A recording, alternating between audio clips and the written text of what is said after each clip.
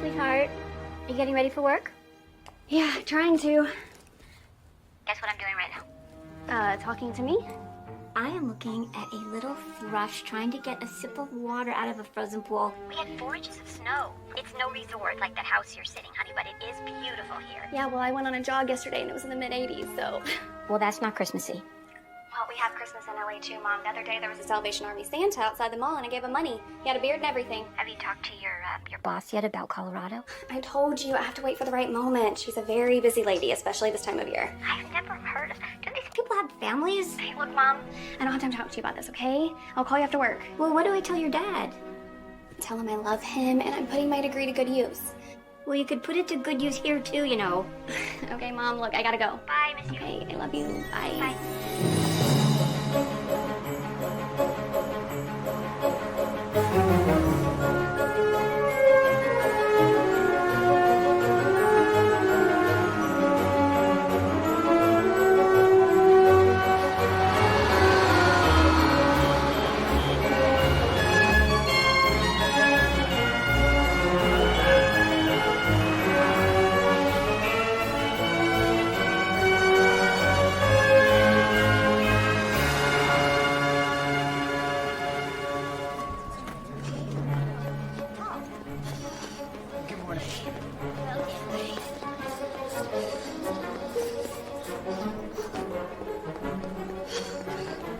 You're late. I know, thank you.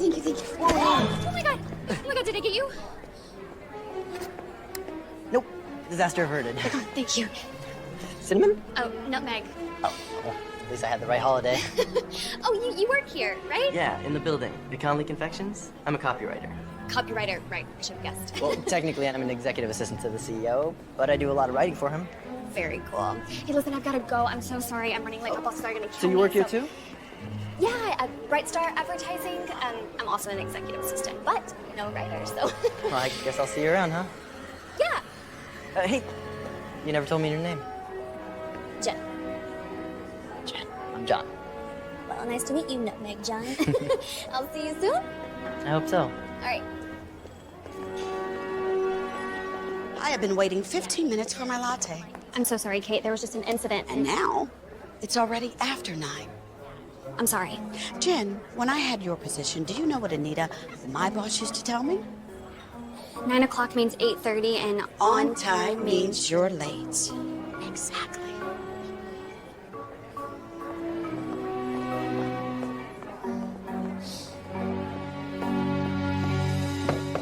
Hi, boss.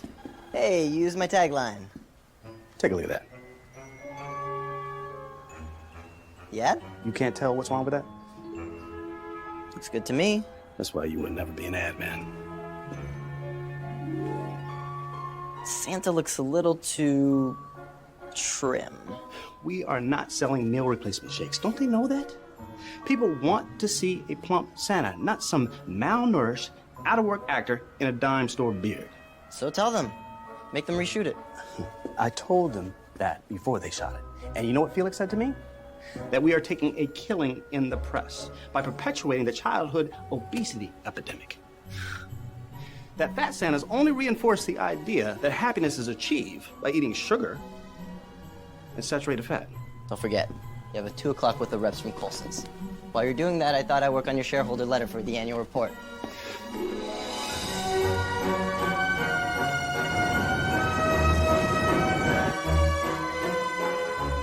Hi, Mom. Sweetheart, hi. How are you? I'm fine. I just got home. Would you go out to dinner? No, from work. But it's almost 8 o'clock. I know, Mom. We've had this conversation before. 9 to 5 days are a thing of the past. My goodness, you millennials with your crazy hours. All I ever hear about is work. You know, when I was your age... Hey, Mom. What's up? I have like a million things to be doing. You know, your dad is very concerned because you haven't made your flight arrangements yet, honey. And the tickets, they just get more expensive every day. I told you I'm doing the best I can. It's just that you have never missed a holiday ski vacation, not even when you were in college. And, you know, we're very, very excited about meeting your new friend, even though your dad is not thrilled about the sleeping arrangements. I promise you'll like Peter. He's charming. Well, honey, just make your arrangements, all right? Buy the tickets because it's just gonna get too expensive otherwise. Hey, Mom, I gotta go. I love you. Oh, okay, honey. Bye. Bye. Bye.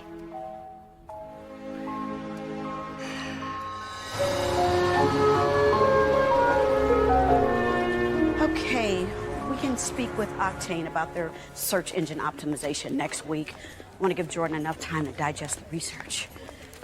And the pea soup accessories pitch, well, let's move that to Friday afternoon. Oh, but that means that I'm gonna have to reschedule Stone Fruit. Hey, Kate, can I ask you a question? I know.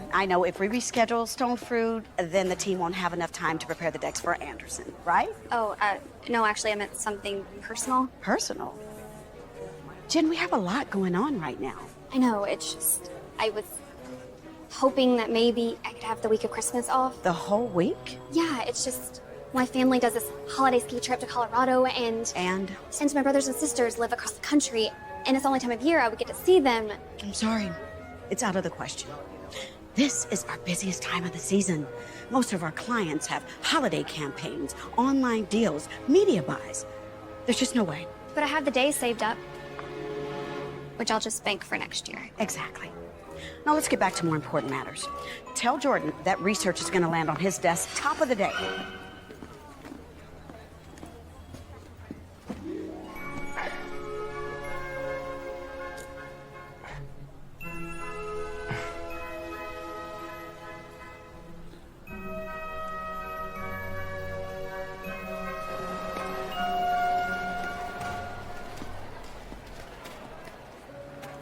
I was about to make a joke, but you don't exactly look like you're in a joking mood. It's that obvious, huh? The latte was just what I needed. Thank you. May I? Yeah, go ahead. Thanks.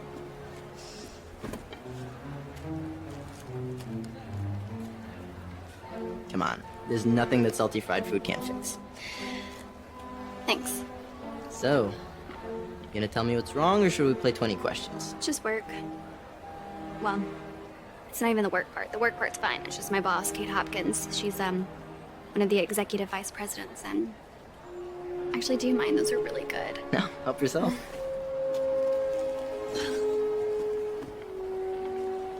I mean, I'm accessible to her all the time. Nights, weekends, you name it. And I do understand that it's a great opportunity for someone who wants to be an advertising executive, but that doesn't mean that she can control every aspect of my life, does it? No, you're right. And believe me, I can sympathize. Owen is just as demanding. Probably even more. After all, he took his family's tiny candy store and turned it into an international conglomerate. But it's different for me. I don't want to work in the industry forever.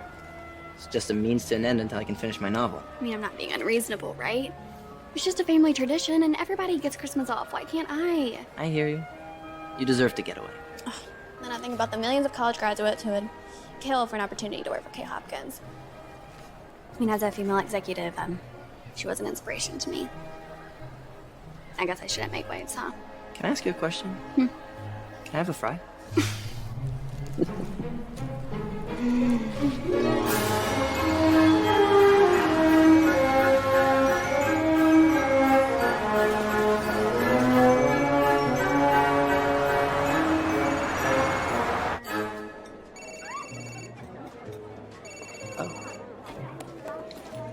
Hey, chat, how's it going? No, you're fine.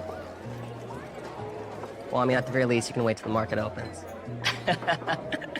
No, I hear you. Just tell them to list on the LIKE then. Hey, babe, do you have to do it right now? Hold on. Yeah, no, I hear you. I do. Okay, I guess you're right, but if he burns us on this one, you better tell him he's gonna be calling widows from the boiler room for the rest of his career, huh? All right, no. Yeah, I'll talk to you later. All right, bye. Do you have to do that? Do what? Make a business call while we're at dinner? I mean, money never sleeps, babe. That's even too cheesy for the movies, Peter. But it's true. I mean, if you want to stay ahead, you always gotta stay on. You should know that better than anyone else. Yeah, but I can take a half an hour for dinner. Good evening. Can I start you two off with a drink or a cocktail? Yeah, we'll have a bottle of the Grand Marraine Pinot Noir. Very good. Actually, I'll have a margarita. Margarita? Hey, listen, actually, I need to talk to you about the ski trip. Oh, don't worry. I promise I'll be on my best behavior. I told you your mother would be wrapped around my finger by the end of the week. Well, you don't have to worry about that anymore. What do you mean? Well, Kate squashed that idea. She says she needs me at the office now more than ever.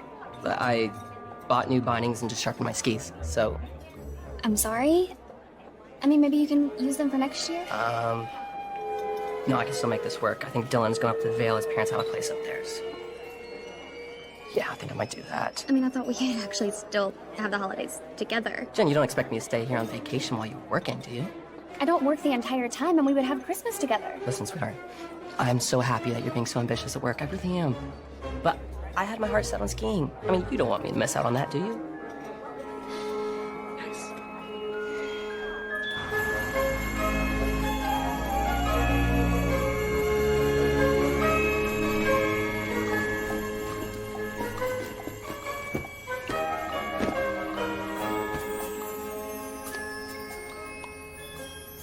Let us toast to animal pleasures, to escapism, to rain on the roof, and instant coffee.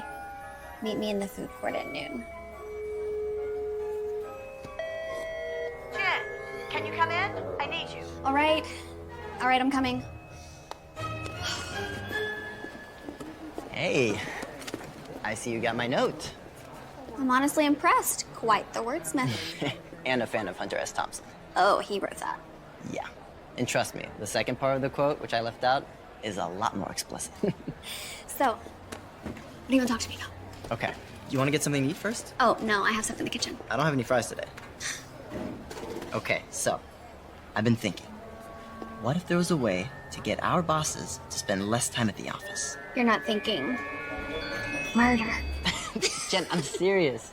It would mean less time that we would have to spend at the office. I mean, that's great in theory, but I've literally seen Kate come to the office with 104 fever and the flu. Owen is the exact same way. That's why this could work. What could work? Love. Love. Yeah, or lust.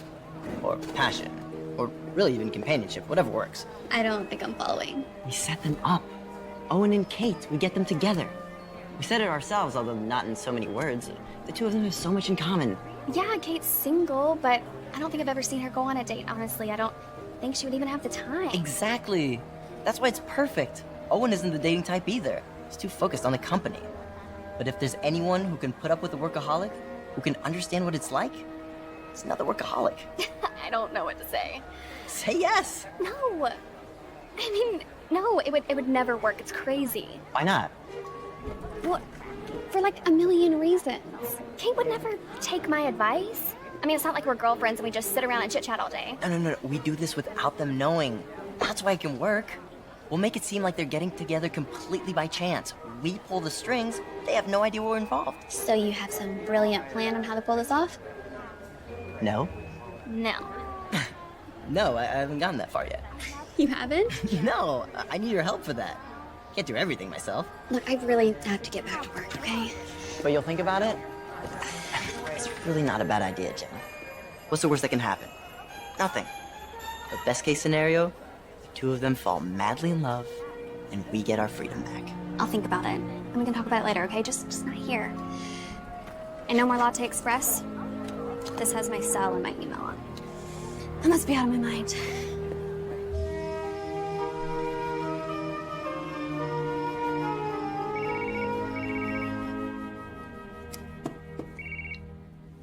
Hey, Peter. Hey, how are you? Yeah, I'm good. Yeah, I just got home from work. I was swamped, so I brought a lot of work home, so I'm probably just gonna work on that and then go to bed. Yeah, tomorrow sounds great. Okay, I'll see you then. All right, bye.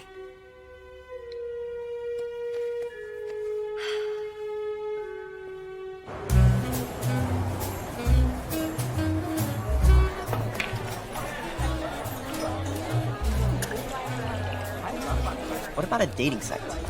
We could create fake profiles for them using real information. After all, we already know everything we need to know about them.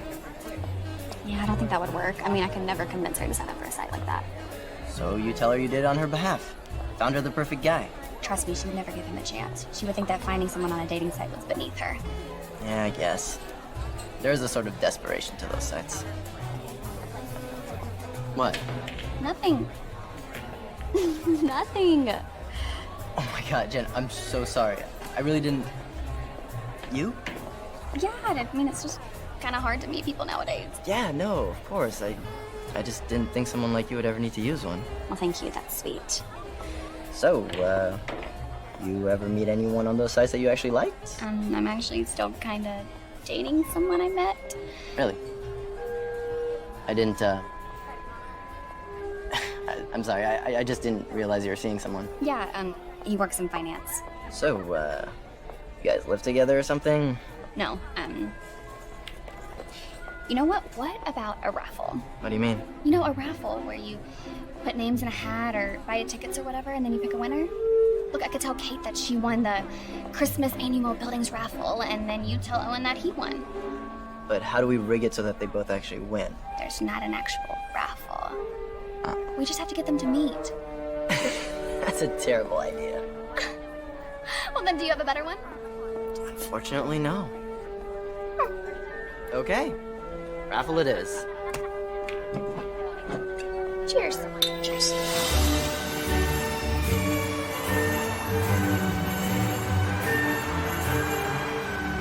I never entered any raffle. Everyone in the building had to.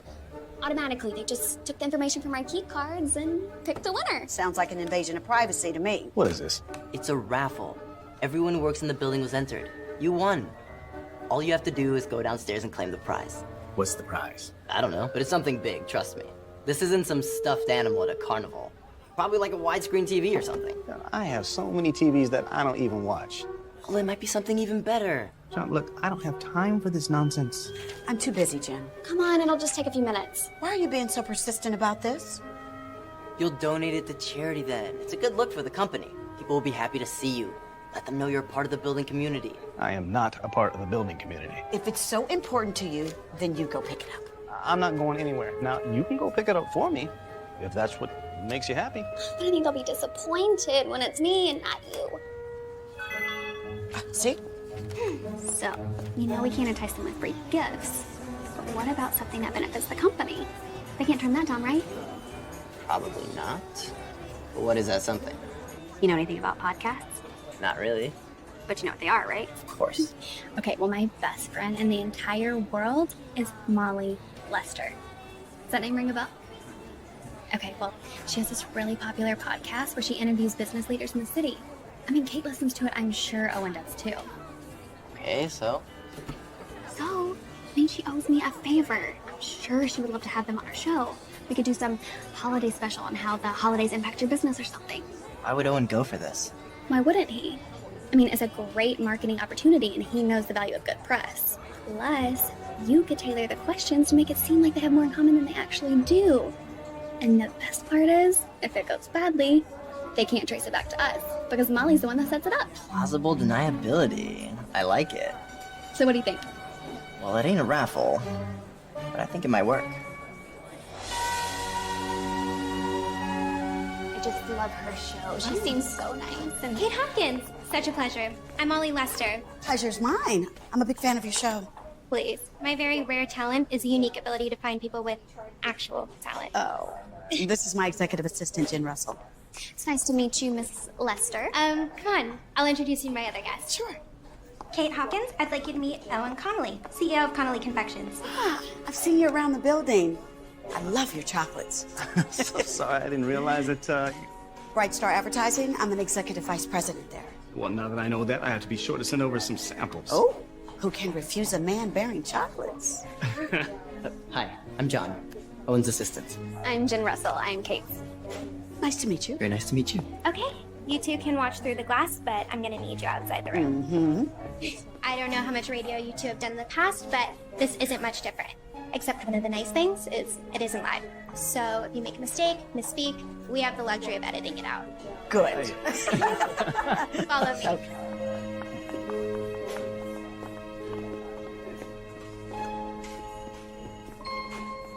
So the holiday season must provide a unique opportunity for companies looking to advertise. Oh, there's definitely an increase in the number of clients that want to be affiliated with the holidays. Yeah, it's always a challenge to keep up with the demands of the holidays, and while staying fully conscious not to be dismissive of the other 11 months. Agreed. Has the decline of physical stores been an impediment? Listen, Connolly Confections has always been at the forefront of online shopping, even though candy is considered the ultimate impulse buy. Yeah, it must be unbelievably tough to convince people that they want chocolate. The right chocolate. That's a cut. I'm not just saying this. I have guests together all the time. I moderate panels. It's like the two of you rehearse together. You were fantastic. I'm serious. You two should talk. Do business together? It's like you're on the same wavelength. I'm not sure if a little candy company can afford the big guns at Bright Star. Actually, our prices are competitive. Maybe we will. Like I said, there's got to be tougher things to sell than chocolate. Well, again, thank you both for doing this. The episode will be uploaded next Monday. I'll send everyone emails promoting it, but I already know you're gonna love how it turns out. Thanks, Molly. You made this easy. You know, you guys did have good rapport. Molly was good. She knew the right questions to ask. No, not the host, Owen Connolly. What? Oh, he was fine, I guess. Wouldn't mind the business, though. Now, he was joking, but I do know how much they spend on digital each quarter. Plus, you two do have a lot in common, besides the fact that you work in the same building. Huh? And not to mention it's pretty easy on the eyes. You didn't think so? Never crossed my mind at all.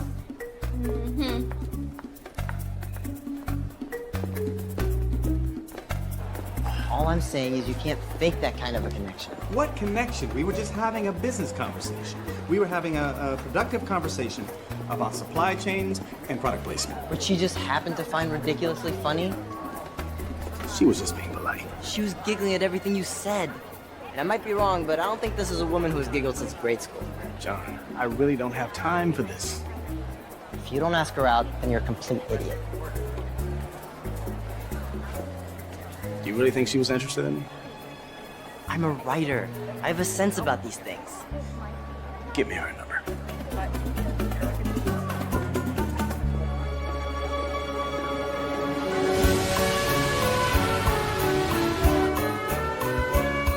Did you suggest Village Green Cafe? He thought of it himself. Oh. Well, he has pretty good taste. All right, then I suggested it. God, I haven't been there in forever. Anyways. I was kind of nervous tonight. It was kind of cute, but also kind of weird. I've never seen her like that. I mean, usually when she presents to the board of directors, she makes them nervous. No way she'll back out, will she? Oh, no way. When Kate has her mind set on something, she does it. Besides, I think she was kind of looking forward to tonight. I hope Owen can handle himself. Since I've worked for him, I've never seen him go on a single date. And sometimes he can be kind of boring. Always talking about work. And you think Kate would rather talk about something else? Yeah, I guess. I'm just afraid that a million things could go wrong. Well, then they can blame poor Molly. Besides, a million things could go wrong with a date. But they already have a leg up. They've already seen each other, they have similar interests, and they have the most important thing on their side. What's that? Us. Listen, I gotta get going. I promised myself I'd finish another chapter before going to sleep. Oh, of your great American novel? Well, it's a novel. And American. Well, when are you gonna tell me what it's about? One day. Okay, fine. Good night, Jen. Good night, John.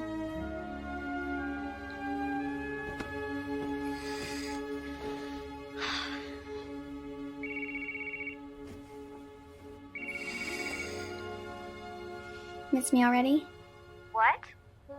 Mom? I don't even want to know what that was about. No, I just thought you were. Oh no, you thought I was Peter. It's okay. No. No, I didn't. Jen, we really need to talk about Colorado. I know that you don't think that your decision affects anybody else, but it does. I have to decide about the menu. I have to make the stockings. I have to figure out how many presents are under the tree. Mom, I know. Okay, I know. Well, tell me you've at least talked to your boss. Yeah, I did. And? And I'm working on it, okay? Jen, I'm not trying to make you feel guilty. And you know I admire your work ethic. You know I do. Look at your father. He works harder than anybody else.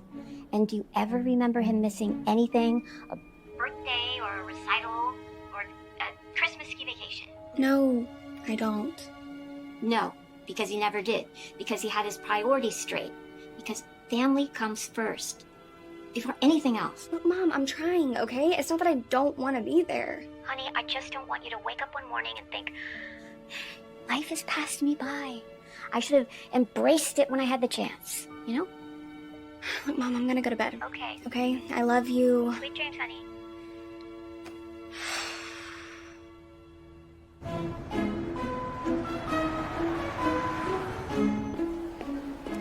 Hey, Jen. How do I look? Wonderful. Don't patronize me. Never. I haven't been on an official date in forever. Well, it's just like riding a bike. Awkward and possibly embarrassing. See? Let him see that side of you tonight. Okay. I can do this. Is he picking you up? I'm gonna meet him there. That way, if it's a disaster, I've got a way out. Well, at least you're optimistic. Oh, I have my phone on me, so if anything happens, call me. Go. Enjoy. Okay.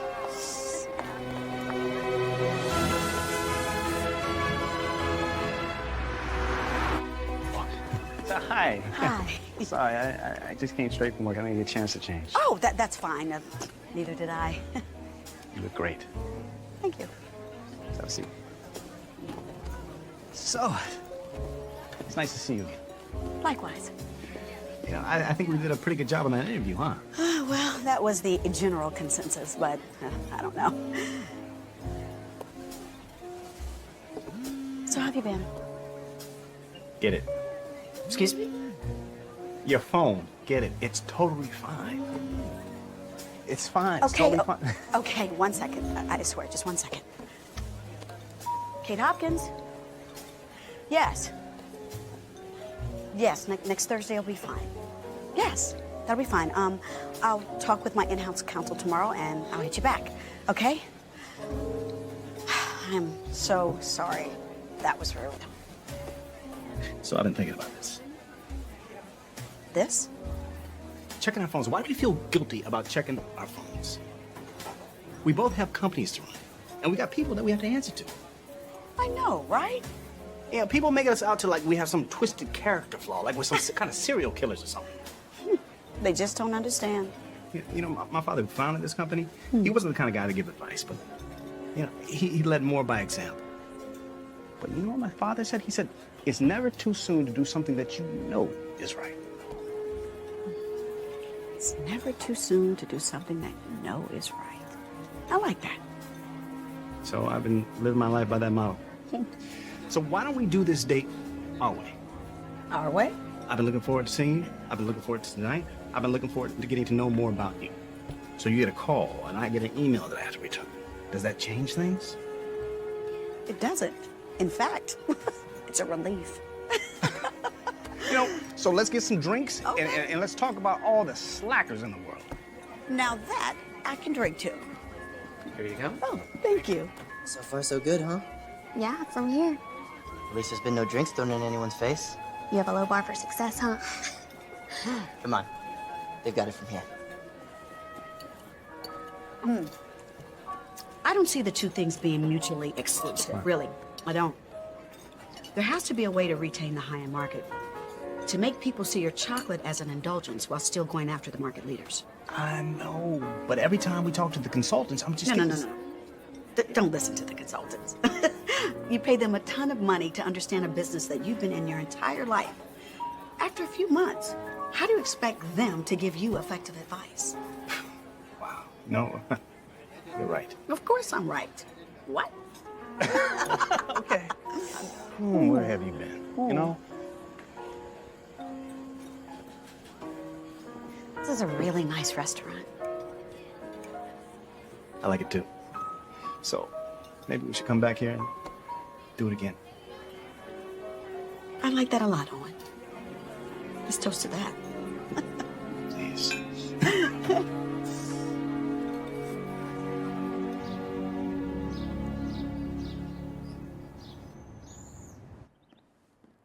Geez, you have a lot of books here. I do. Have you read them all? None. They just make me look smart. What's this? Hot chocolate with Chambord. Chambord? It's a raspberry liqueur. Oh. I know, it sounds weird. But just try it, you'll like it.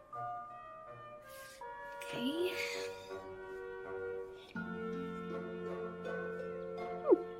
Not too bad. See? I told you. God, I wish I had more time to read. You can always make more time for reading. Which one's your favorite? Oh, The Great Gatsby. I remember reading this in high school. Did you like it? Honestly, I don't remember. But it looks pretty valuable. For a first edition of a relatively modern novel, it is. In the condition it's in, I could probably get $2,000 for it easy. Really? But I could never sell it. It's sort of like a lucky charm. It sounds silly, I know, but whenever I'm stuck in my own novel or need some inspiration, just take it down, read a few paragraphs. Usually does the trick. Is that good, huh? It's not that it's so good, although I do like it. It's that when Gatsby was first published in 1925, it wasn't a hit. In fact, you can even say it was a flop. But now, it's considered one of the greatest novels of American literature. I don't know, I find it inspiring.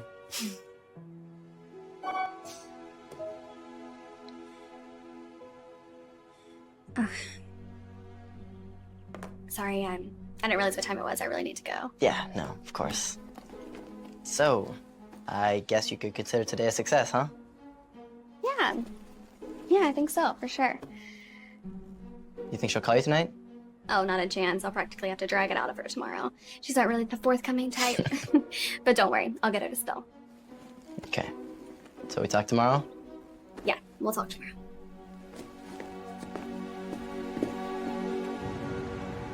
Look, I don't understand. I mean, he said it was the perfect date. Why won't you go out with him again? I didn't say I wouldn't. It's just, not the most important thing on my mind right now. Yeah, but it sounded amazing. If I was you, I would Jen, you're not me. And I don't know how comfortable I am with you all up in my life. Now, if I were you, I would be more focused on what we have going on here. Look, Kate, I know you're my boss. Believe me, I am reminded of that every single day. But believe it or not, I don't just admire you. I actually like you. So I thought it would just be nice to see you happy for a change.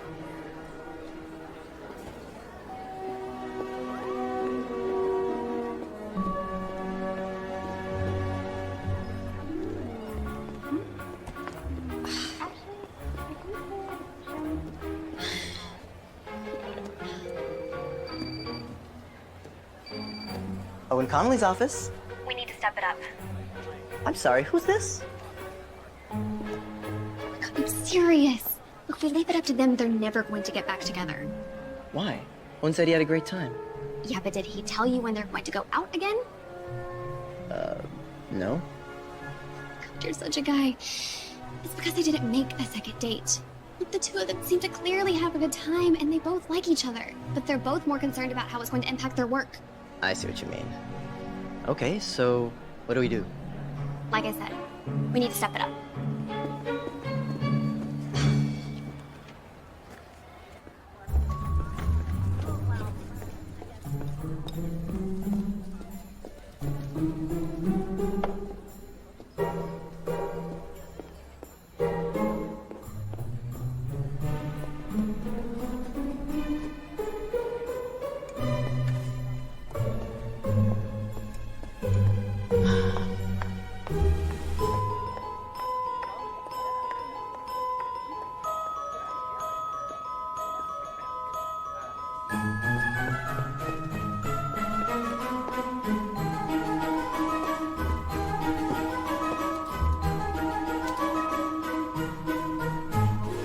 Said they went on a walk around the city.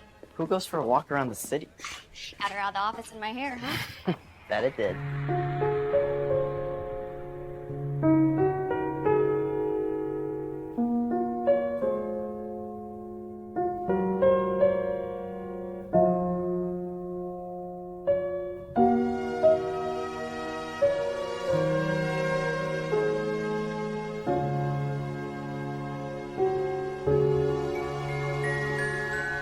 I mean, come on. To be honest, you're not even a little surprised. No, it was my idea, remember? I mean, I know, but you honestly thought I'd be this successful. Okay, I admit I didn't anticipate they'd be going on a getaway together this soon. But it makes sense. When the two of them decide to do something, they go all in. I know, but a whole weekend together? I mean, so many things can go wrong.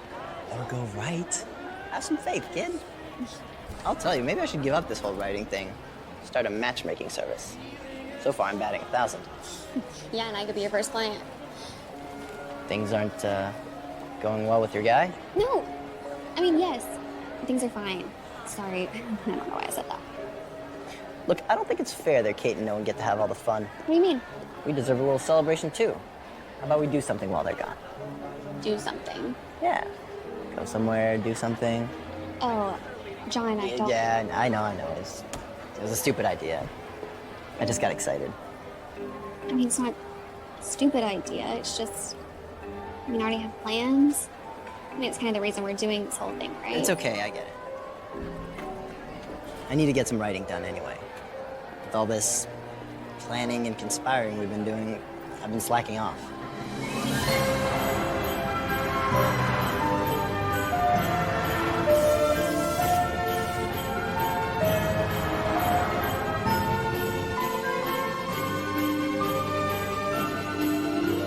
You know, we should do this more often.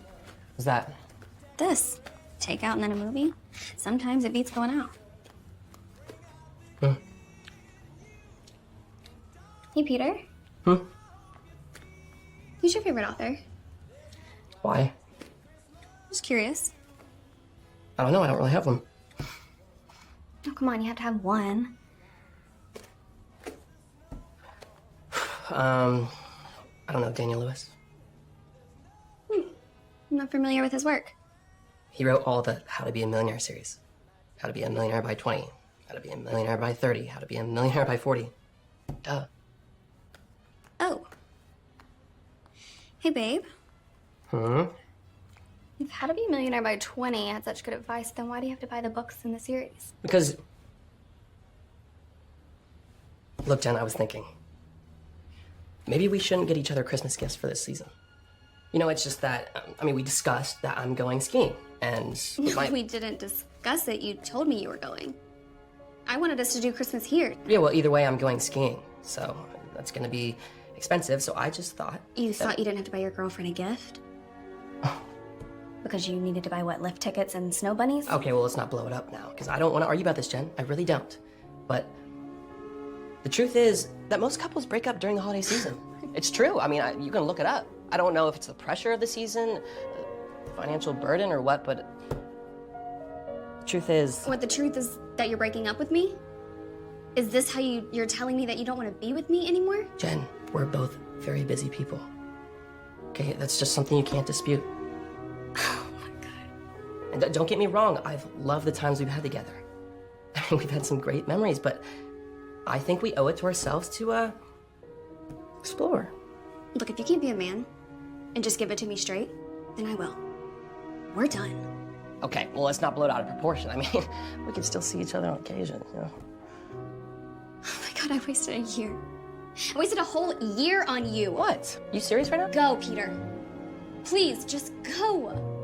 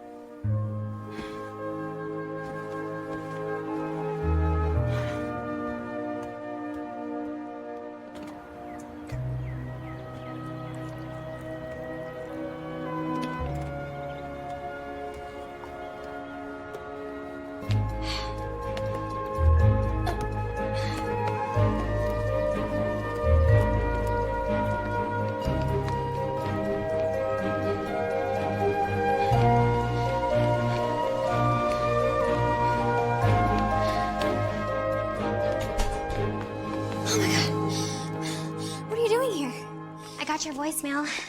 Really think I was gonna let that go? Yeah, well, you could have called. I did. Who doesn't take their phone when they go running? I don't. My best friend leaves me a message telling me she's not coming to my holiday party. Molly, I can't. Okay, I can't. Of course you can. If anyone needs to let loose a little, it's you. Yeah, well, will he be there? Come on, Jen. I've known Peter longer than I've known you. I can't just tell him not to come. Yeah, well then I'm not coming. It's a party. You don't even have to talk to each other. I'll think about it. Okay? You know, didn't really want to have to bring this up, but it seems to me that somebody might owe me a favor. Oh my god, get out! And next time, wait to be invited.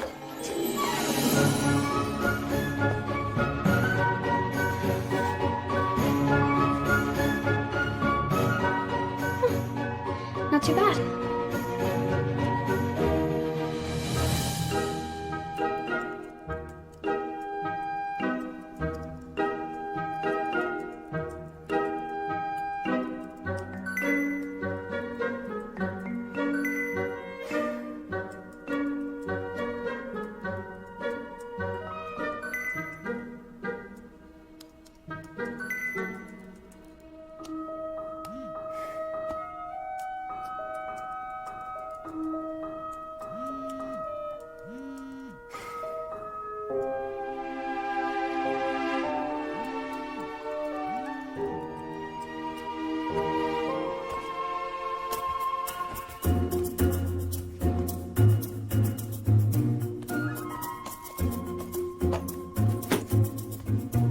No distractions.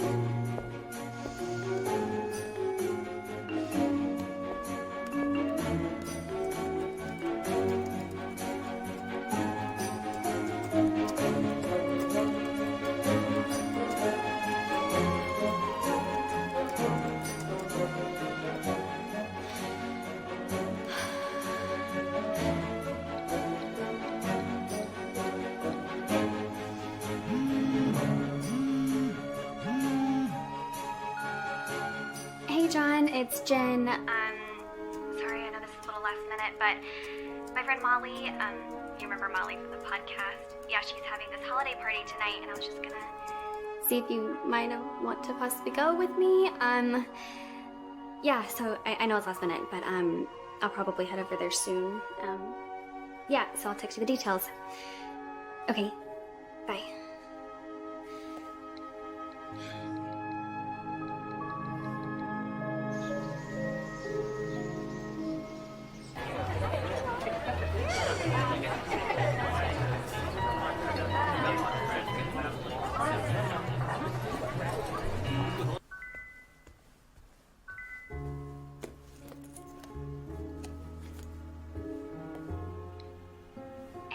It's Jen. Sorry, I know this is a little last minute, but my friend Molly, she's having this holiday party tonight, and I was just gonna see if you might want to possibly go with me.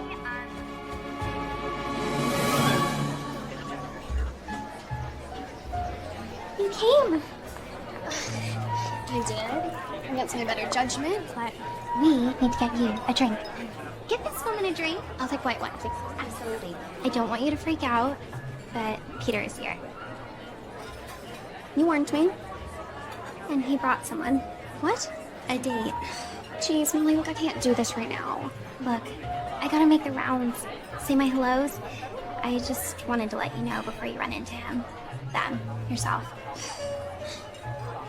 Look, just hang in there. It won't be so bad, okay? Okay.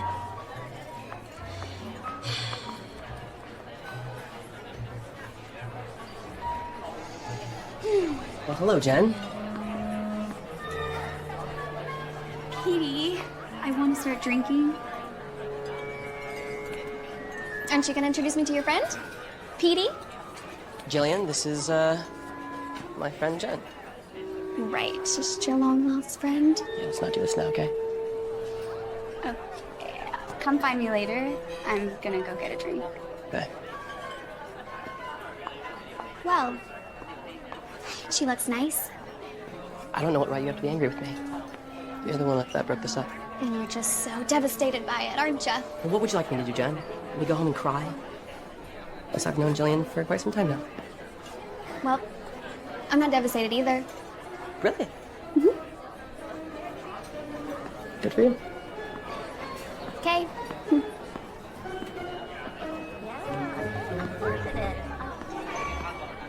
Is that your boyfriend? No, ex-boyfriend. You came. I would have been here sooner, but I didn't see your messages. Sort of sequestered myself. Sequester? It's tough to do, but I put away my phone for a few hours. No outside contact. I just forced myself to write and write. And how'd it go? I think I'm having a better time here. Oh, thank you. Perfect. Perfect. Hey, why don't we go somewhere quiet where we can actually hear ourselves think? Yeah, sure. Do you want to say bye to Molly first? Oh no, she probably has some guy's tie wrapped around her head singing Santa Baby by now. Let's go.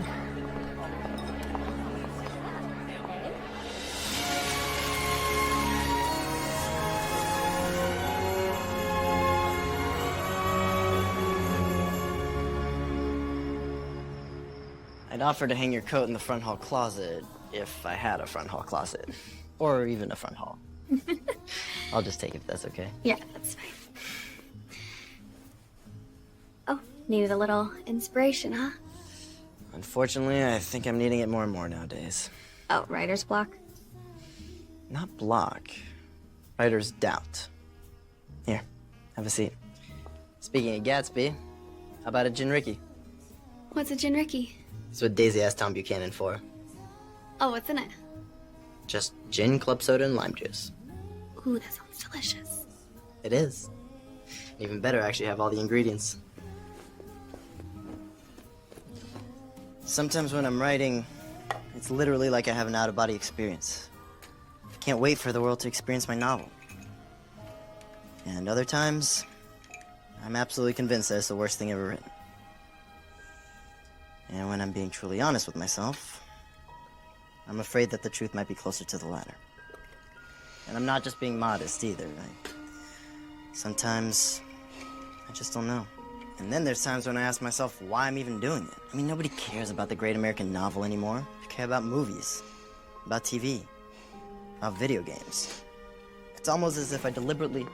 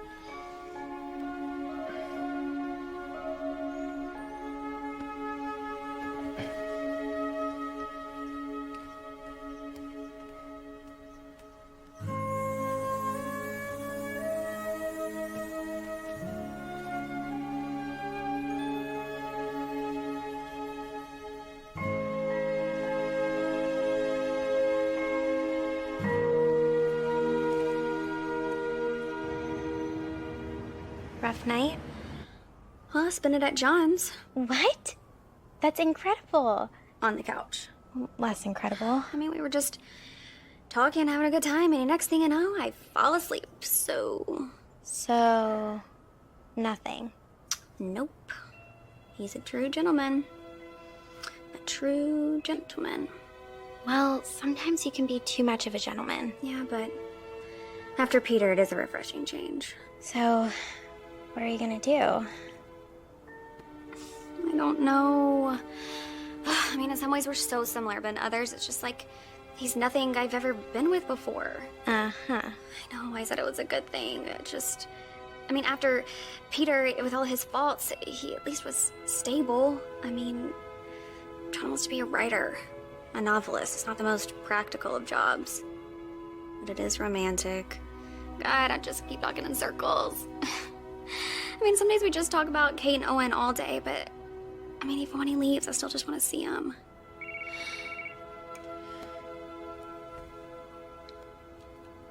Hello? Hey! I'm good, how are you? Yeah. Yeah, I'd love to. Okay, I'll see you soon. Okay, bye. Need I ask? He asked me to lunch. From the way you're grinning ear to ear, I assume you're going. Well, a girl's gotta eat.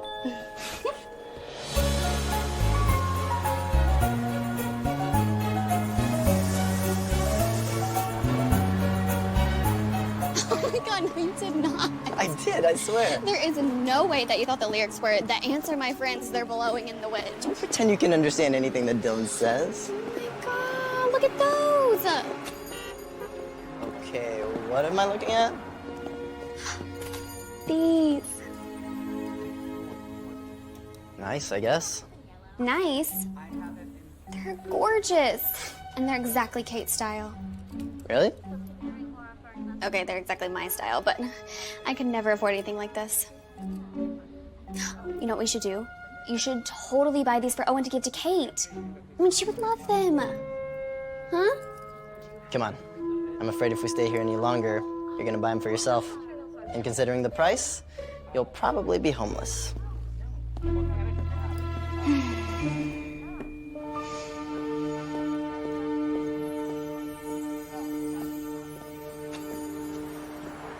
What is it? Nothing. It's just a silly family story. Come on, tell me. Those earrings remind me of a pair of earrings my dad bought my mom when they were younger, and he couldn't afford them, so he actually sold his car so he could make the payments. And then my mom always wondered why he showed up to dates on a bicycle. Oh. Well, he sounds like a man who isn't afraid to take chances. I admire that. Speaking of chances, did you know that Owen and Kate are going out again to one of their favorite places? I think it's become an almost every night occurrence. You think there's any danger in our plan working too well? Sure. It's forcing me to have to endure your company.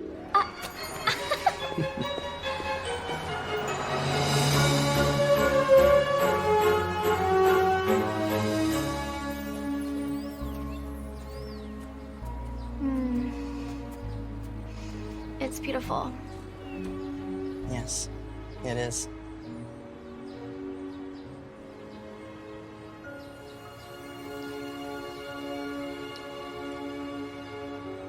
You shouldn't. What do you mean? I'm not ready. But was it nice? Yeah. Yeah, it's too nice. That's the problem. And I guess I don't understand. John, I just got off a relationship. It ended pretty badly, if you don't recall. Just not ready to jump right back in. It wouldn't be fair to you. I can handle it. Just, it doesn't feel right. It feels completely right. It felt that way from the very first time we met. You can't tell me you didn't feel it too. Yeah, but my feelings don't matter. Look, it's not responsible. Then what about my feelings? You're no fool, Jen.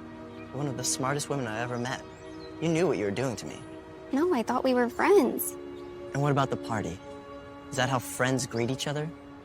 Come on, John, you know why I did that. I explained. I know. It was just to make your ex jealous. But even then, it was special. We both felt it. I'm sorry. I'm not ready. So where does this leave us? As friends? Maybe we make a pretty good team. I don't know if I can do that. I don't know if I can go back to what we were. We don't have a choice. Yeah. Yeah, I do. John. John. John. Ta-da! For you. For me? Yes. Hey, thanks. See, the complete works of John Keats. Well, I'm sure that you've read them all, obviously, but the bookstore owner said that that was a unique edition. Very cool. Thanks. What? Well, to be honest with you, I just assumed that you'd be a little bit more excited. I am excited. It's a very nice gift. I said thanks. Yeah, but all the notes that you sent me quoting his work, I just assumed that was your favorite poet. Favorite poet? I don't have a favorite poet. You don't love poetry? Love poetry. I think the only poem that I can recite is all the dancing naked ladies in France and the boys looking through the hole in the wall. What? Oh my God. What? This is all the work of my assistant. I just don't understand, Jen. Why? Why? All that time and effort, and for what reason? Well, it started with the Colorado trip. When you didn't let me go, I was angry. I didn't think it was fair. So we thought that if the two of you found someone you liked, you'd start spending time together. Giving you more of your own free time. Exactly. I mean, but we never thought that this would actually work so well. You two would actually be so perfect for each other. So why keep it a secret? For this very reason. We thought that if you found out, you might think that what you had wasn't real. But it wasn't real, John. It's what you thought it should be like. Not what we did. It was completely selfish. It was selfish at first, I admitted, but then when I saw you two together, I just wanted to make it work. We both did. We? You have to believe me, Kate. I know you're my boss, a tough boss, but I consider you a friend, a mentor, and I just wanted to see you happy. Now, what do you think Yeats would say about this? Keats. Yeats was a different poet, born almost 50 years after Keats' death.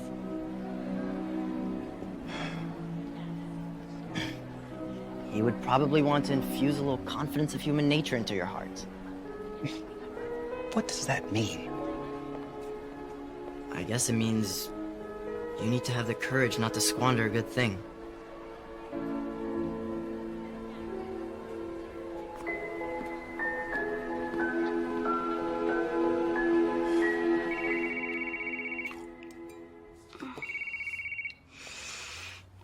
Hi, Mom. Hi, sweetheart. How are you? I'm fine. Well, you don't sound fine. Yeah, I'm probably just gonna go for a walk or something later. I don't know. Well, honey, I just was double checking that you can't make it to Colorado. You know, we really would love to have you. Mom, I want to go. I'm trying, okay? I'm sorry. Actually, guess what? I saw some earrings the other day in the store that looked like the ones that Dad got you. You know, the ones that he sold his car for? You always did love that story. I haven't thought about those in a long time. What do you mean? Where are they? I think I misplaced them a while ago when you were little. But what about the memories? Well, I always have the memories. I mean, I can't lose the memories. And best of all, I have your dad. Get to be with him every day, and, you know, I never needed anything to remind me how wonderful that is. Hey, Mom, look, I gotta go, okay? Okay, honey, well, think about Colorado.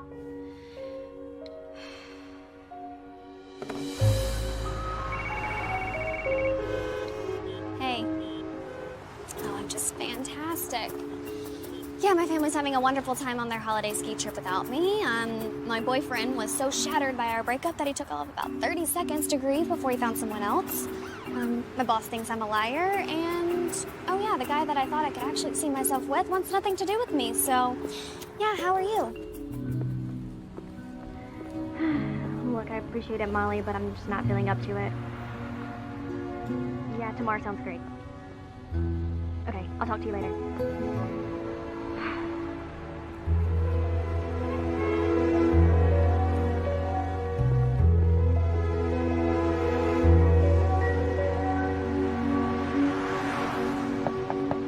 Come in. What, coming to tell me that you've stolen my identity? And bought some expensive property off the coast? I need to talk to you.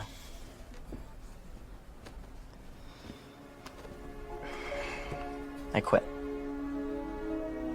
Look, John, I know I wasn't happy with what you did, even if your heart was in the right place, but That's not what this is about. what is it? I just can't do this anymore. It's not what I want to do, and I'm getting too comfortable. If I want to be a writer, if I really want to see if I'm good enough, I can't be treating it as an afterthought. John, the holidays. You know what these next few weeks mean to us, our bottom line. I know. And that's why I'll stay through January. You've always been good to me, Owen. I appreciate that. John, you're a really good assistant. Actually, much more than assistant, really. You know, is there anything I could say to change your mind? You know, more responsibilities, more compensation? I appreciate it, but no. I've been thinking about it a lot, and my mind's made up.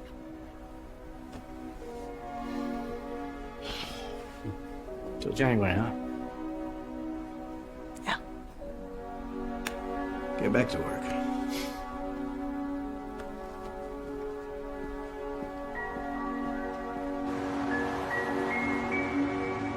So, we finally got stone fruit to read. Owen? Don't blame me, receptionist. I just walked right in and pretended I was supposed to be here. I was afraid you wouldn't want to see me anymore.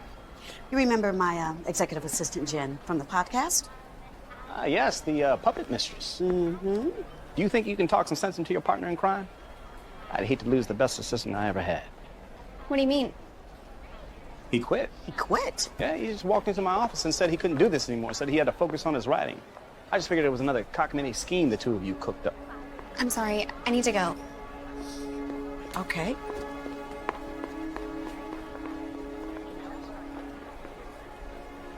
So? So? So you're selling chocolates door to door now? God, I missed you. I missed you too. I was thinking about something you said to me the other night about how none of this was real. You know, you were right. The chocolates and the gifts and the poetry. It was, what was the word you used? Contrived. Contrived. But the way I felt about you, the way I felt when we were together, there was nothing contrived about that. I'm gonna need some time, Owen. Some time to think things through. Well, you take the time you need. But if you ever need anybody to take you to dinner or take you out to lunch, read you some incomprehensible poetry from 100 years ago, you know who to call. Thank you. You know, Keats died broke, right? Excuse me? Never mind.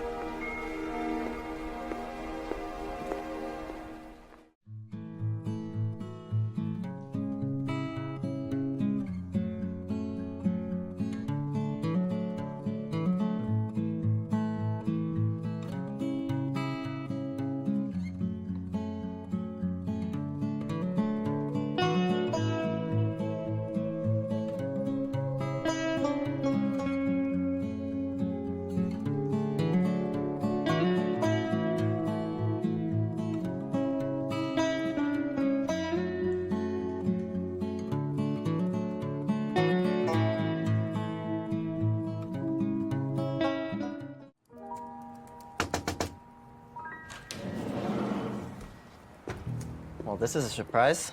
Your boss came by the office today? You quit? I told him I'd stay through the holidays. I don't want to leave him in the lurch. Then what? I don't really know. But what I do know is if I don't devote myself 100% to the novel right now, I'll always be wondering if I could have done it. And what's all this? Once I'm done, I figured I could use a change of scenery. And what about us? Us? Yeah.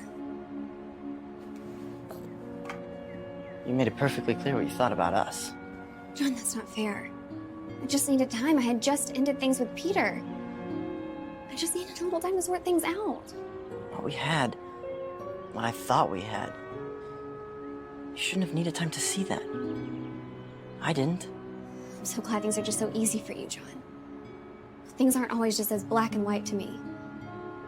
It's just that my world turned upside down. And now? I don't know.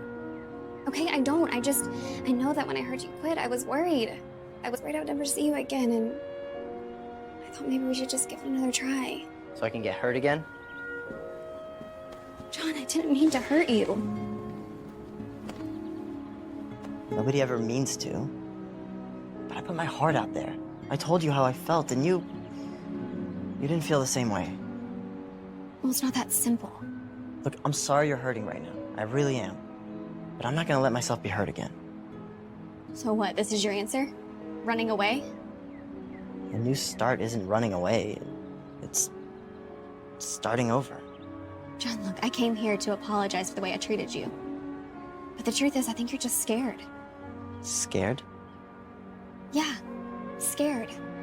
You always talk about taking risks with your writing, starting over like it's something brave.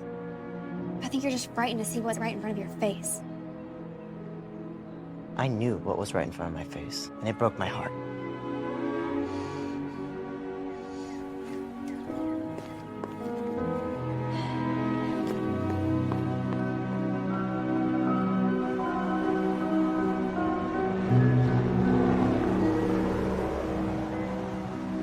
A lot of you out there tonight, yes, new friends, might think all we do is make chocolate, a mixture of cocoa beans, sugar, and milk.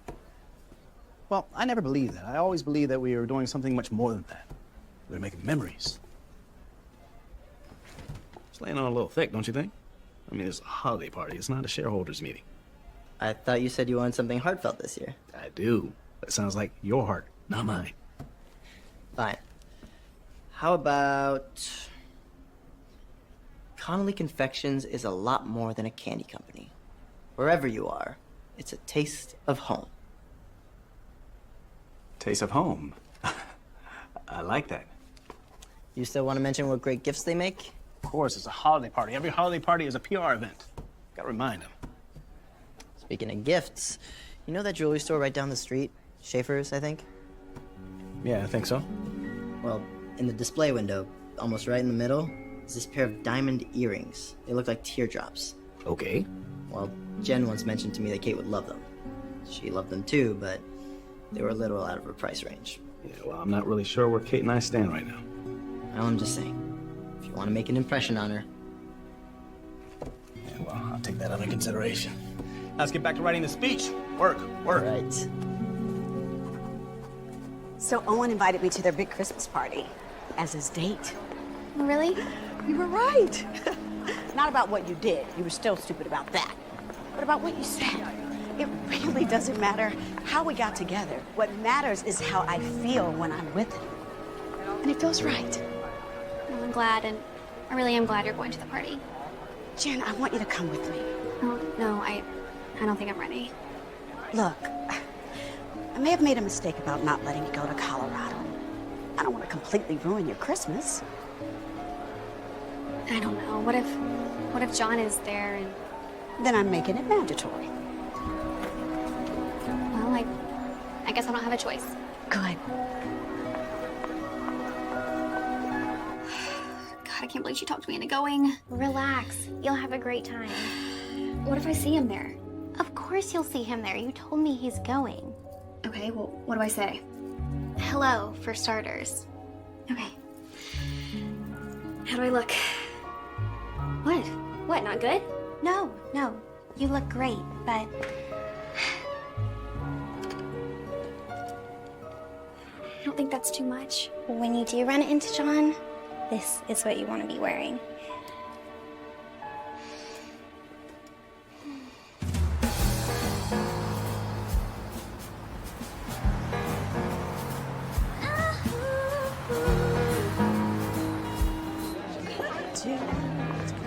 Oh, champagne. Nice. Thank you. You're very welcome. Ooh. Now, aren't you glad that I forced you to come? Do you see John? Come on, Jen. Forget about him. Have some fun. You deserve it. Ooh.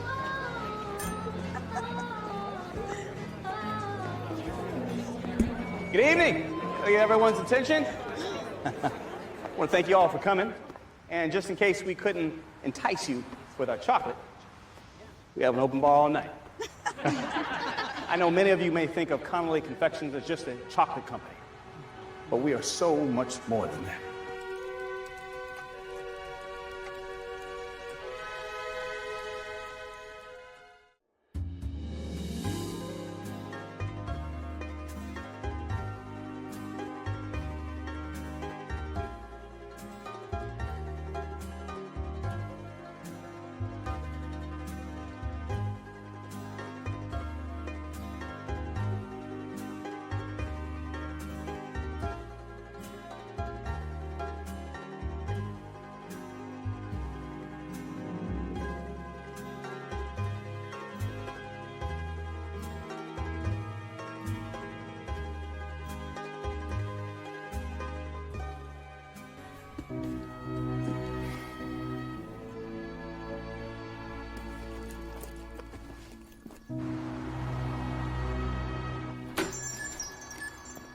Hey, man, sorry we're closed. Try coming back at 10 a.m. Please, just give me a couple minutes.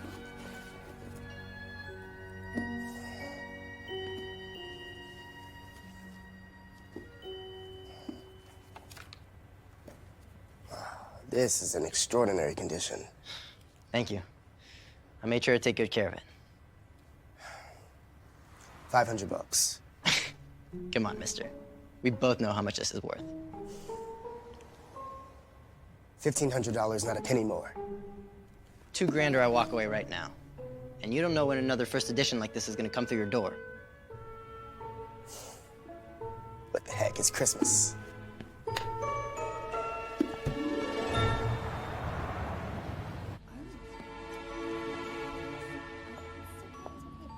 Good afternoon. May I help you? Yeah, right there used to be a pair of earrings. They look like teardrops. They were there for weeks. Yes. Beautiful, weren't they? Yeah, where are they now? Sold, I'm afraid. This morning, actually.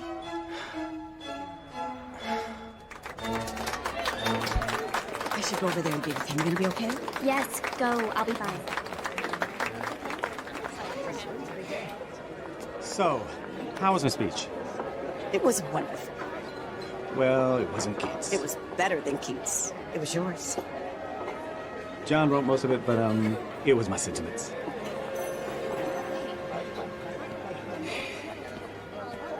I was wrong, Owen. About what? About saying that this wasn't real. This has been more real than anything that I've ever had in my life. I was a fool. A fool to think that it mattered how we got together.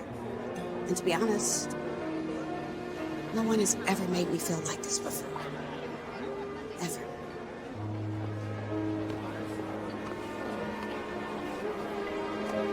What's this? My heart.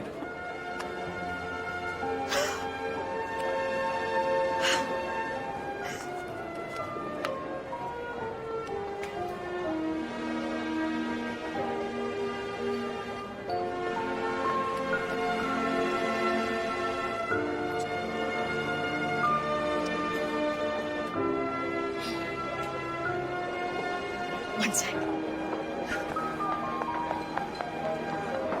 Oh my gosh! Are you okay? I am better than okay. You won't believe it. What? Tell me, what is it? Owen asked me to marry him. I said yes. Oh my god. I'm so excited for you. He said it was too soon, and I know that it's too soon, but he said that he's never felt like this before, and he knows that I'm the one. It's crazy, it's crazy, it's crazy. This is the smartest decision you've ever made. It's all because of you. You know that, right?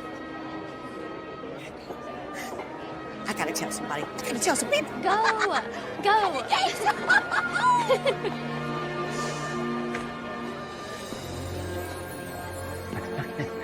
What happened? I thought you weren't coming. Yeah, well, I had a change of heart. Well, I was hoping you would. I have something for you. How'd the speech go? Perfect, with a hit. What is this? Let's just call it your severance. I don't understand. Give them to her. She deserves them. You deserve them. What about Kate? Trust me, I think Kate will be just fine.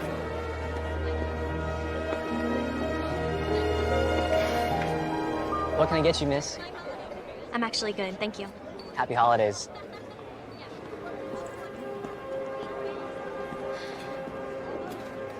I've been a fool. John, look, you don't have to explain. Oh, please, let me finish. You were right. I was scared. Everything I wanted was right in front of me. But I was afraid. I was afraid you wouldn't feel the same way. So I made excuses. Excuses about how I wanted to do other things, focus on my writing. Then I realized I want to take a risk. I want it to be on the one thing that's most important to me. And that's you. So you're staying? I'm staying. And if I have my way, I'm not leaving you ever again. Here, I have something for you. Oh my god. It's the earrings. From the first time we saw them, I knew you were meant to have them. John. They're beautiful. I don't have a thing on you.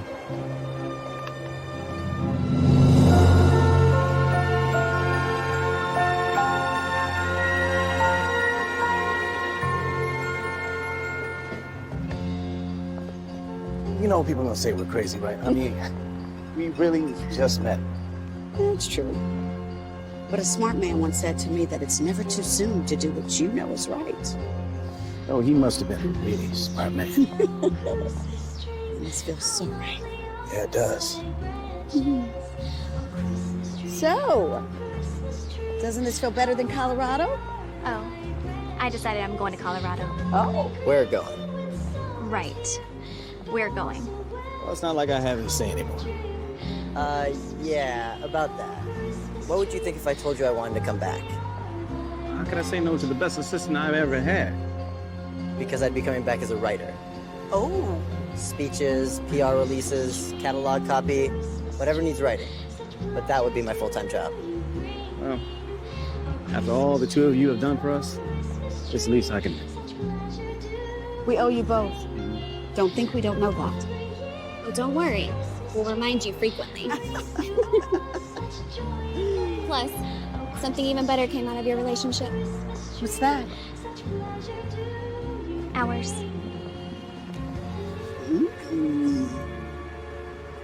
Ours too. Yes.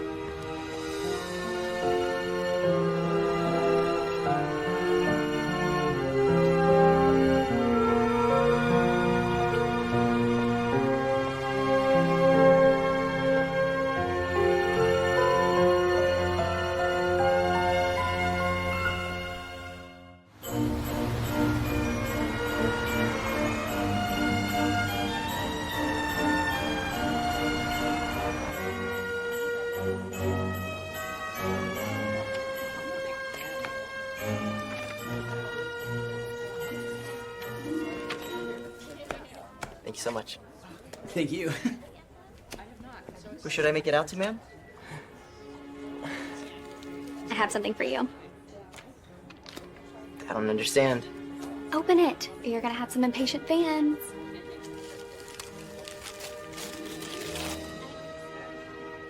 It broke my heart that you had to get rid of it. So, I wanted you to have it forever. Just like you.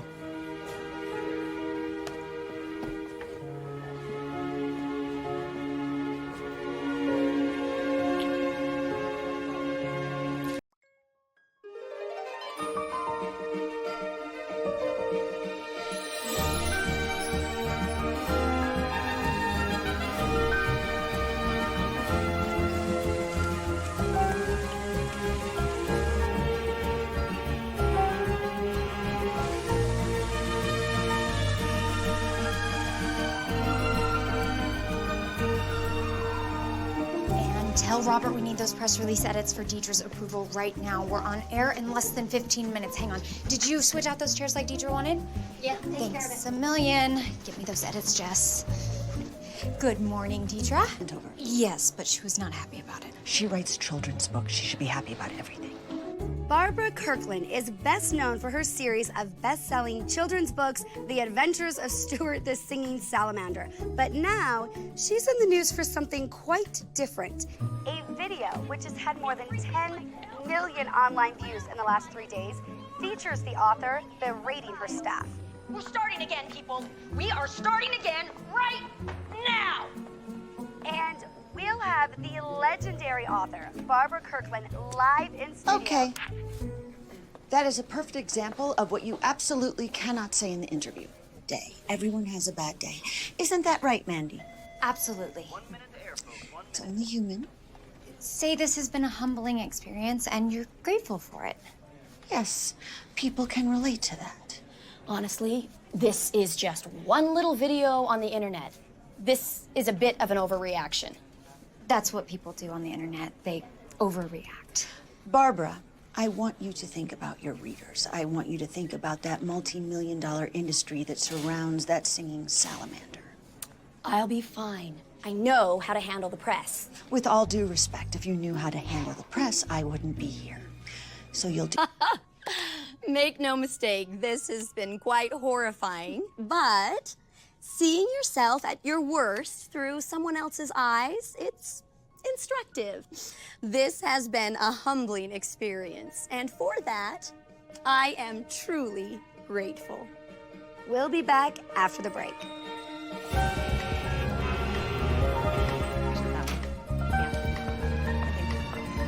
My friends, we have slayed the dragon lady. Wanted you to take a look at this. Great work on the interview, Mandy. Thanks, Jess. Okay, so what was Barbara Kirkland like in person? Was she terrified? You're like the magician's assistant, you know? Deirdre's the flash and dazzle, but you're the one who knows how all the tricks work. I've got to, or Dedra would saw me in half. Stop. Mandy Cooper, you stop right there. What's wrong? Are those the Ferragamo pumps from your Pinterest board? You've got to dress for the job you want, not the job you have. I promised myself if today went well, I'd ask Dedra for a little more responsibility. And if you don't ask, you don't get. Exactly.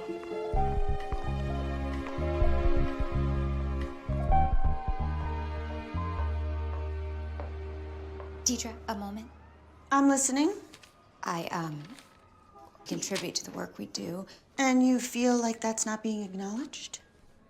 No, it absolutely is. The thing is, I would like to do more for our clients. For the firm, for you. Meaning what? Well, I have a BA in marketing and public relations, and as gratifying as it is being your assistant... You feel ready for a new challenge? Yes. Yes, that's it exactly. Mm-hmm.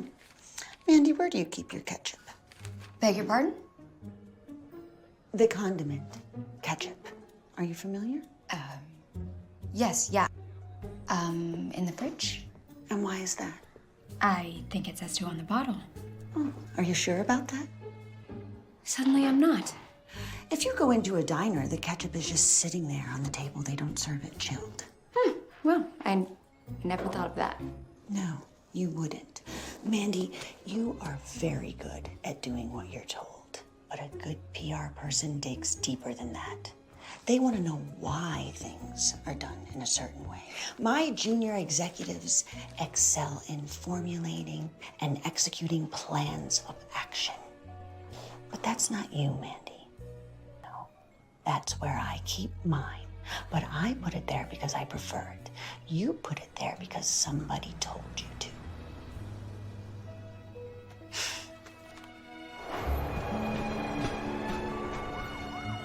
So apparently that's it, Mom. I'm gonna be an assistant for the rest of my life because I don't properly question the storage of my hamburger toppings. That's the silliest thing I've ever heard. I'm looking at the back of the bottle right now, and it says, For best results, refrigerate after opening. Not really the point of my story. I know, sweetie. The point is I work harder than anyone else at that firm, hoping I'll get a chance to move up. But Dedra... Tomorrow this time, we're gonna be sipping frozen fruity drinks on the beach. It has been ages since I've had both my girls in the same place. You have got to see your sister. You got the baby shower invitation? I did. And I want to be there, but it was hard enough getting time off for our beach trip. Mandy, we just miss you. I miss you too. And I'll see you tomorrow for sunshine and fruity drinks. Love you. Love you. Rowdy night out in the resort town of Greenbrier, Idaho, for Prince Colin of Edgemere, who took a break from his official visit to the U.S. to live up to his bad boy. Prince Colin has been charged with defacing a public landmark. He is currently in the custody of the Greenbrier Sheriff's Department. It is the latest scandal involving His Royal Highness, adding fuel to growing concerns as to whether Prince Colin is fit to be king. Is Her Majesty aware? Penelope, a word. There it is. May I be of service, ma'am? Please alert the kitchen. Instead of tea and cake this afternoon, I will be having one of those blended concoctions with wheatgrass and, what is it called? Kale. Because clearly, I can never die. Your Majesty? I send my son to America to dedicate a university library in memory of his late father, a shockingly simple task. All he had to do was wave and cut a ribbon. Somehow this leads to the Crown Prince of Edgemere being arrested for taking a bath in a public fountain. I can assure you, ma'am, he remained clothed the whole time. Oh, marvelous. So he doesn't even understand how bathing works. What was going through his mind? Has he gone mad? Has he taken up drinking? Oh, no, nothing of the sort. He was just overly rambunctious. And what of Lady Isabella? Does she know about this? Such an embarrassment. Colin is not demonstrating the behavior of a man ready for marriage.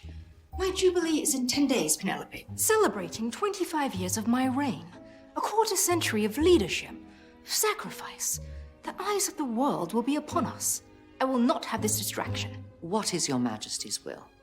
I'm afraid we require outside assistance.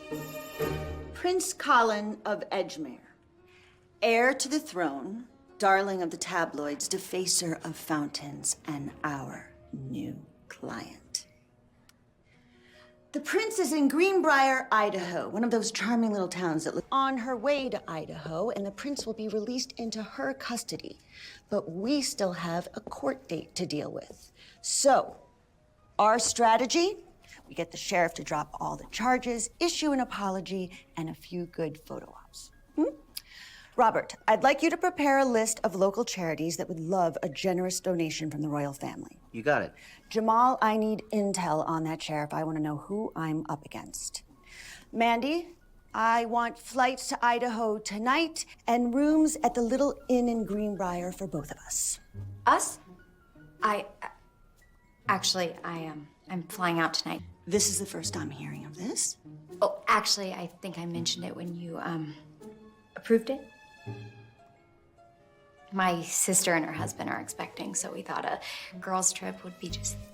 I'm sorry. Did I say something that would lead you to believe that I was interested in those details? I apologize. Oh, no, I apologize.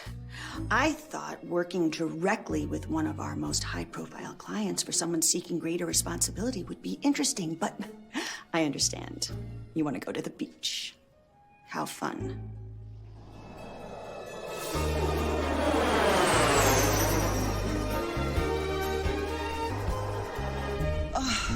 That child cried right next to me the entire flight. That's terrible. I don't even know why they allow children in first class.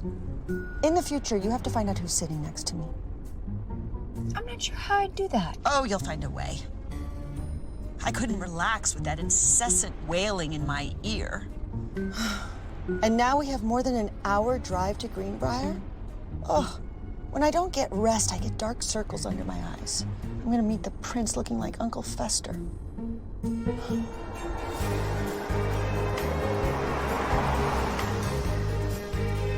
Is the little hotel?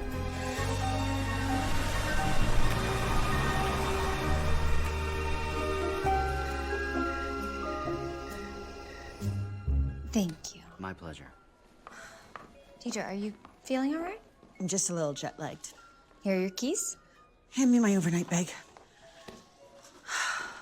Okay, you take the suitcases. I need everything pressed. Make sure they know not too much starch. Do you want to go over your notes for the meeting? No, just come to the room in the morning. I'm exhausted. Okay.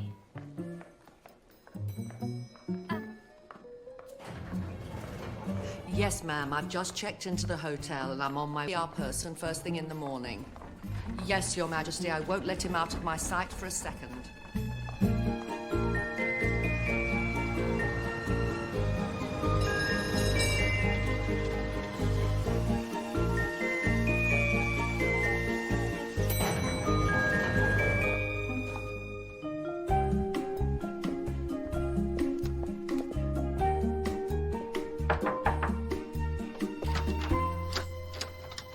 Dedra, what is happening to me? It could be some sort of allergy. Oh, it's not an allergy. Allergies are for weak people, and I can adapt to any... Well, it says it could just be acne. It most certainly could not. Okay, bedbugs? The bedbugs only live in New York. Or it might... Well, no, you had chickenpox when you were a kid, didn't you? Of course not. I mean, you know how at some point it spread through your kindergarten class like wildfire? Exactly what sort of school did your parents send you to? If you're around a bunch of kids, it's bound to happen. Which is exactly why I have avoided children my entire life, especially when I was a child. Oh, it was that wailing toddler on the plane. Oh, he did this to me. Oh, that poor kid. Prank movies. Let's just get you to a doctor. Okay, fine. Get me my makeup bag. Oh, no. You cannot put makeup on chickenpox. It could lead to scarring. Well, I cannot go out looking like this. My face looks like strawberry parfait. Well, I'll have a doctor come to you, and I'll get calamine lotion and something for the fever. Really, the best thing you can do is get back in bed. If it is chickenpox, it is highly contagious. Okay, fine. This isn't a crisis. I can handle it all from here. You will just have to go to the meeting in my place. Oh. Okay. Well, you were looking for greater responsibility, man. Ah, Miss Kelly. Good morning. Glad I caught you. I have your suits. Oh. They're freshly pressed, just as you requested. Right. You have a great day now.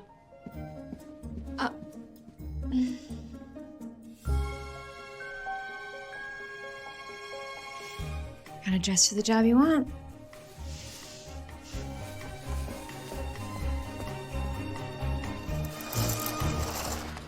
What the devil? Good morning, sir. It's a brand new day. Wicked woman. I need sleep. I've been through an ordeal. Don't you think we're getting a little old? Don't be clever. I'm immune to your charms. Now get up. Someone's in a mood this morning. If I appear to be in a mood, it's because I have neither the time nor the inclination to scurry about cleaning up after another one of your messes. And yet, here we are. The situation is so dire. We have actually had to enlist the aid of an American. That must be very difficult for you. I will suffer the indignity you have laid at my feet, and we will repair the damage. You're the best. I'll just grab a bit more shut-eye. Let you take care of things. Your Royal Highness, kindly dress your of iced water.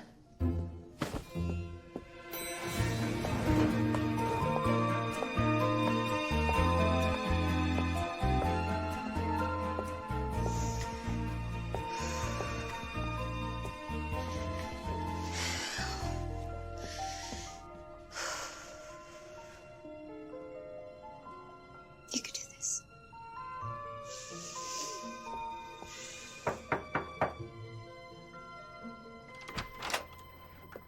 Good morning. I'm Penelope Sheridan. You must be Miss Kelly. You are Miss Kelly, aren't you? Yes, I am. Do come in. Miss Kelly, may I offer you a cup of tea? Yes, please. Thank you. I'm sure you keep quite an active calendar. The Queen would like me to convey her appreciation for making yourself available. Well, this is precisely what I make myself available for. Please, do sit. So, you met with the sheriff last night? When I retrieved His Highness, yes. I must warn you, he seems disinclined to drop the charges. You let me worry about that. Where's the prince now? The prince is still waking up. Your Royal Highness... I'm very sorry to have made you travel all this way for nothing, but we do not require your services. Sir, as we discussed. My mother seems to think I need to be bundled and sold to the public like a pack of sausages. I'm not really interested in that sort of thing. Penelope can sort everything out. She always does. Sir, this time I cannot. I splashed around in a fountain and ran afoul of a sheriff with far too much time on his hands. You're behaving as though I burned down a building. You were arrested. There are actual consequences. Think of the press. I've dealt with the press my entire life. This will blow over. Your Majesty. My mother is Her Majesty. My proper address for a public relations executive. Moisturize. Your Royal Highness, sir. With all due respect, if you knew how to handle the press, I wouldn't be here. So, from now on, you're gonna do exactly what I tell you to do. Oh my. You certainly have put me in my place. Now I can't help but comply, can I? Really? No! Have you gone quietly mad? I'm going back to bed. Normally, that's much more effective. Actually, that went much better than I anticipated. Miss Kelly, I'm sorry, but I can't let that boy off with just a slap on the wrist. But Sheriff Wrigley, we're talking about the Crown Prince of Edgemere. You see, I don't even know where that is. What I do know about is that fountain. It was built in 1913 by the town's founder to honor his wife. And the founder's fountain is listed on the National Historic Registry of Fountains. And there is not a man, woman, or child in Greenbrier who hasn't made a wish in that fountain. So you see, that fellow was literally stomping on people's wishes. And we want to make that right. Dropping the charges had set a dangerous precedent. I mean, I'd be hauling tourists and vagrants out of that water every night. It's a slippery slope. The next thing you know, hooligans... It is. Sheriff Wrigley, consider just for a moment. If Prince Colin pays a fine, maybe spends a few nights in jail, does that really help your wonderful town? Well, I think so. I'm not so sure. But if he did some sort of community service, think of the press coverage. People would have the chance to get to know Greenbrier as the unique gem it so clearly is. Now, wouldn't that be something? Jess, I can't believe it's working, but it is. I got the sheriff to compromise without resorting to Dedra's usual techniques of intimidation and humiliation. She asked and I just said yes. I couldn't stop myself. Mandy, you've got to fix this before it goes any further. If you make a choice you can't take back, you're going to be forced to live with the consequences. Look, I'm not proud of it, but there's no going back. I mean, what am I supposed to do? Tell them that I forgot my own name? If I can get Prince Colin to go along with the sheriff's offer, I'll be a hero. True. You really think you can get the prince to agree to your plan? Absolutely not. This is what we're paying Deirdre Kelly to do? Make arrangements for me to collect rubbish at the roadside? The public is craving an act of contrition from you. What about my dignity? Your dignity is a romp in a decorative fountain. I was celebrating. Celebrating what exactly? A moment's freedom. Not having every second of my life dictated by Her Majesty. Can you imagine Lady Isabella's feelings in all this? All I can do is imagine Lady Isabella's feelings. She certainly isn't going to show them. Lady Isabella is a dignified young lady who understands protocol. You could learn a great deal from her. It's the Royal Jubilee in 8 days. You have become a liability. Your image has to be rehabilitated before we announce your engagement to Lady Isabella at the ball. Of course, we must make meaning. There. I think I got every spot. I look horrible, don't I? You look like you need some rest and to get better. The doctor says I'm going to be contagious for up to 5 days. This is a nightmare. I feel like Typhoid Mary, and the itch is driving me insane. Did you pick up that oatmeal bag? On it. At least things with Prince Colin are looking up. The community service angle was a stroke of genius. Yeah, well, I'm just glad the sheriff... It will showcase the community, humanize the prince, and the optics will be fabulous. That's why it was my only prudent option. You followed my plans very well, Mandy. Ugh. We should review the statement for tomorrow's press conference. Can you get that Penelope woman on the phone? Who, what now? The Royal Communications Director. I haven't spoken to her yet. Can you get her on the phone? Oh, yeah, of course.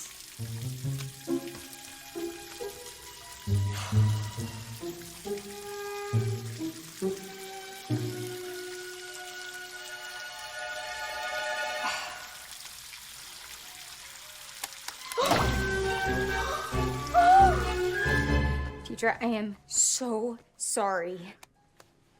I don't understand how this happened. Right. Why would I do that? Just pick me up a replacement tomorrow and call Penelope on your phone. Oh, I must have left her number in my room. Tell you what, why don't you have a nice soak in that oatmeal and I'll have her call you on the landline when you're done. Go.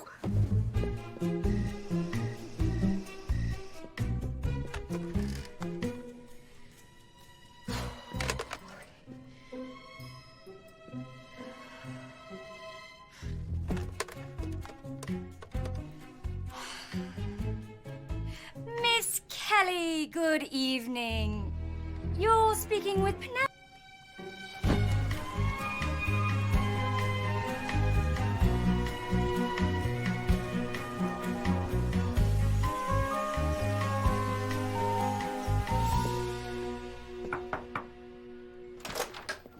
Good morning, Penelope. Shall we prepare for the press conference?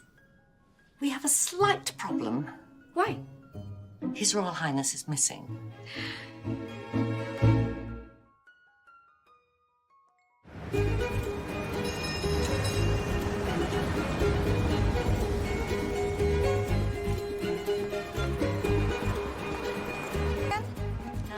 Nowhere. Thank you. I'm sorry.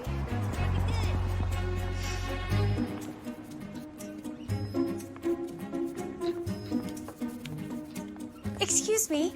I'm looking for a prince. Oh, honey, aren't we all? Well, Marilyn saw him at the 501.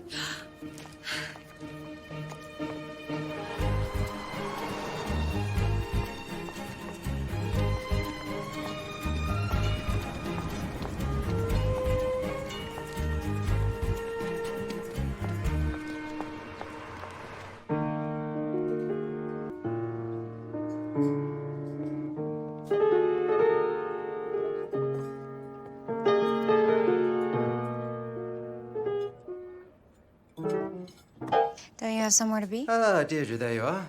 That didn't take long. If you ever need information in a small town, just find the nearest beauty shop. Nothing gets past them. Care for a song? I take requests. My request is that you get in my car and come back to the hotel for your press conference. That sounds just awful. I know it's hard to believe, but I'm on your side. I'm trying to help you. You don't have to pretend you actually care what happens to me. People in my position don't have the luxury of friends. You have been assigned to me, like everyone else in my life. I'm trying to understand your resistance. It's a simple apology. No, Miss Kelly, it is not. It is yet another reminder that I am a bottomless pit of disappointment, both for my family and my countrymen. And honestly, it is exhausting.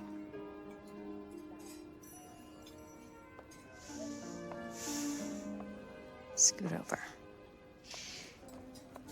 You play very well. Thank you. And you didn't learn to play overnight, did you? No. Ill-equipped. But you see, your example is flawed. Because I hated learning piano. I took lessons for 11 years. Mother and father insisted that I learn Tchaikovsky, Chopin. And I did what I was told. I know what that's like. Really? I find it difficult to imagine anyone giving you orders. You'd be surprised. Well, I started finding ways to subvert expectations. Whenever my parents were out of earshot, I'd play songs from the radio.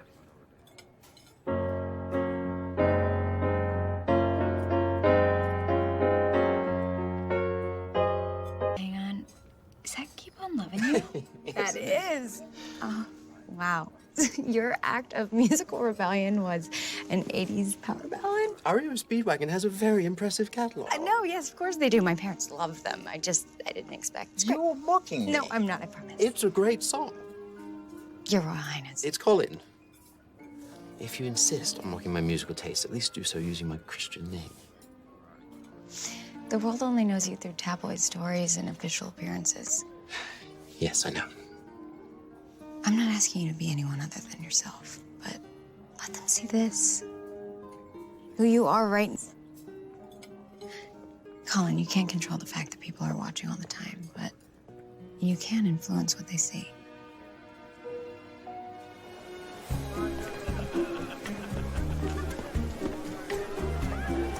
Deirdre Kelly? Yes? Danny Pendergrass, Greenbrier Chamber of Commerce. I have a gift basket here for the prince. It's a selection of locally made goods and produce.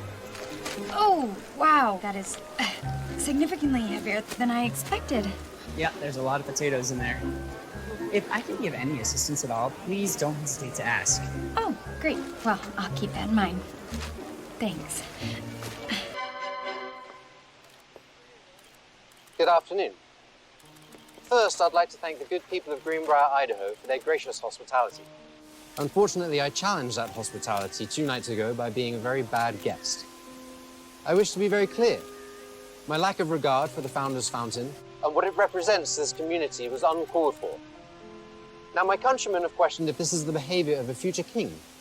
I can say unequivocally that it is not. Now, I must take responsibility for that and resolve to do better. I humbly offer my apologies both to the citizens of Greenbrier and the people of Edgemere. I look forward to making a positive contribution in the coming days. You wrote that well, Miss Kelly. I didn't write it. He did.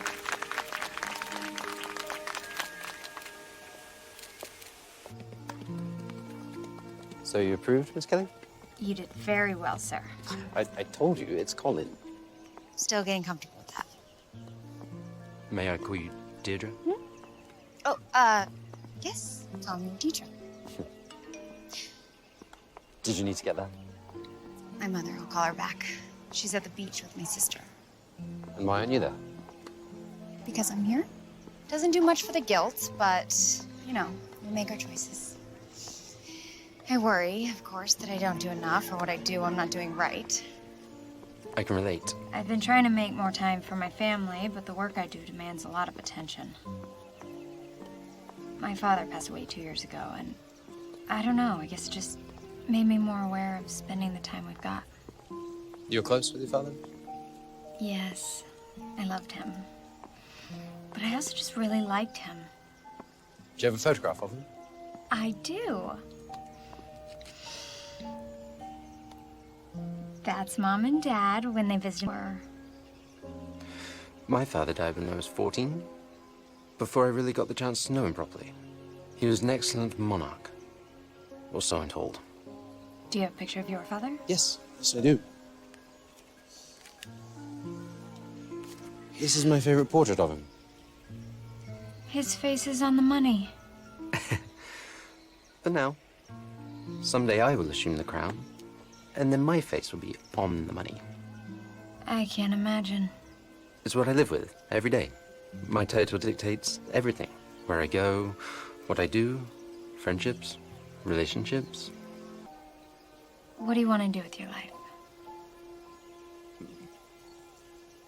I don't know, but I'd like the option of finding out. I must say I was pleasantly surprised.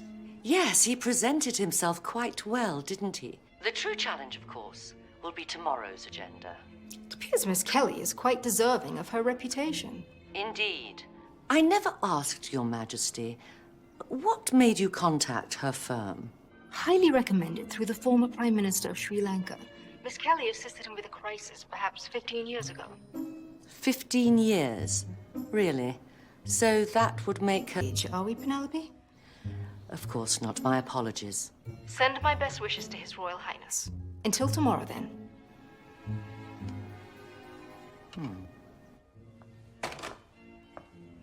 Your Majesty? Lady Isabella, please sit. To what do I owe the pleasure?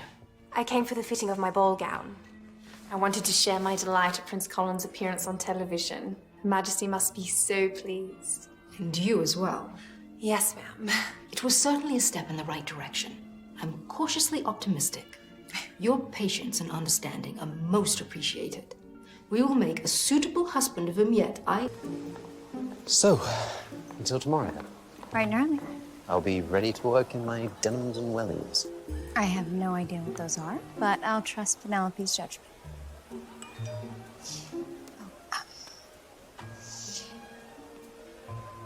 I should take this. It's work. Of course. No rest for the weary. Until tomorrow then.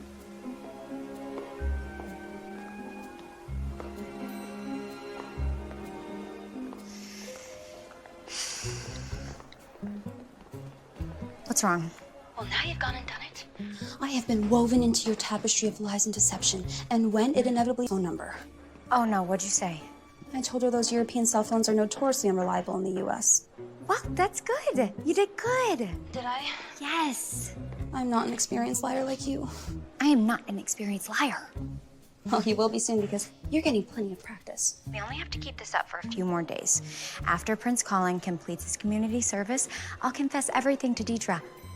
She'll be so happy with how everything turned out. It'll be like no big deal at all. You really believe that? I have to. I'm in too deep to turn back now.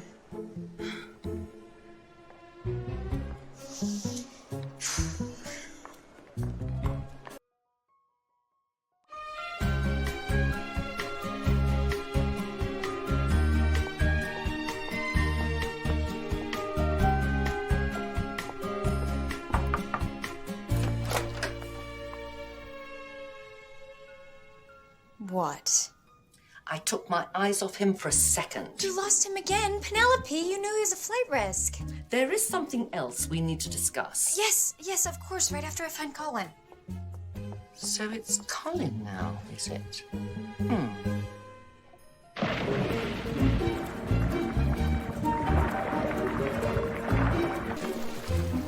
You're doing this just to drive me crazy. Well, good morning, Dedra. Don't you look lovely? Oh, well, thank you. You look, I mean, it is time to go. We need, excuse me.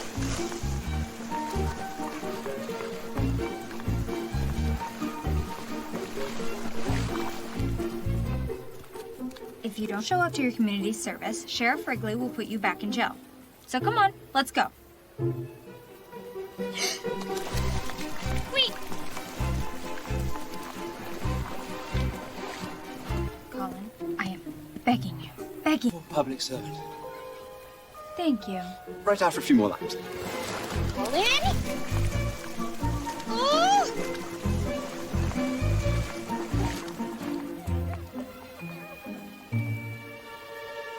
Prince Colin reported for his community service in Greenbrier, Idaho today and quickly became the toast of the town.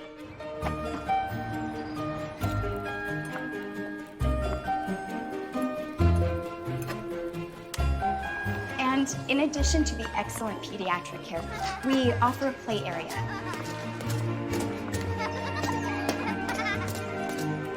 I need reinforcements. Miss Kelly, help! I'll save you, Your Highness.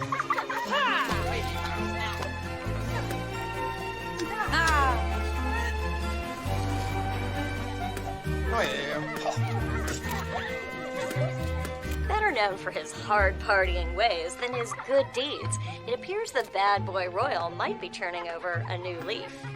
That is my dress.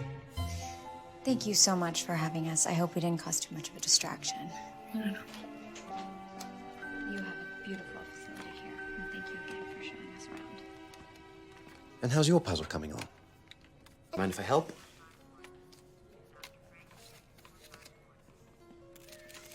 You know, I had a favorite horse when I was your age. You had your own horse? We had lots of them.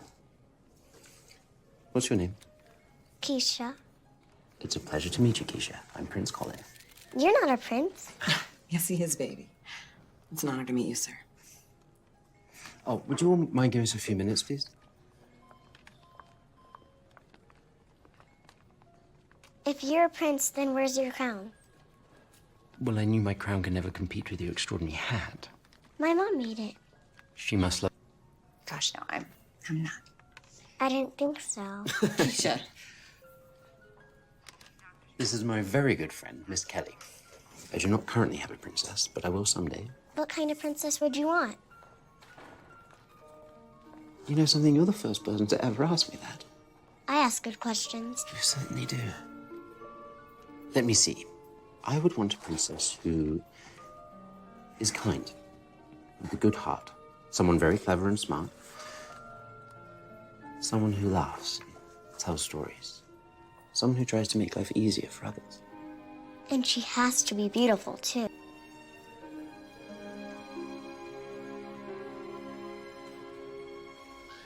I want to thank you for today, Dedra. It was quite delightful. Just doing my job. Yes, there's that, but I mean for me personally. It was one of the best days I've had in quite some time. Thank you, Colin. I had fun, too. Huh. I don't get to say that very often. Oh. Mom, of course.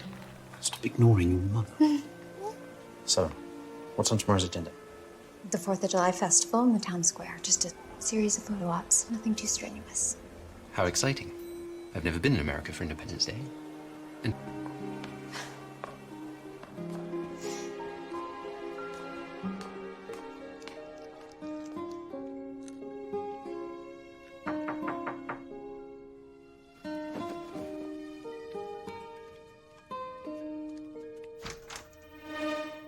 Penelope, hi! I hope I'm not disturbing you. May I come in? Of course, please. I'm sorry if I seem surprised. I just don't remember telling you what room I was in. You didn't. I can uncover any information I need. That's my job. And what about you? What's your job? Because it appears you're currently doing someone in varying capacities my entire life. There is no scheme, trickery, or intrigue that I have not previously encountered. However, if it gets the desired effect, you'll get no argument from me. If I'm not informed, I cannot be of assistance. So, dear, who the devil are you and what has happened to the real Deirdre Kelly? I don't know how to explain this. Try. Where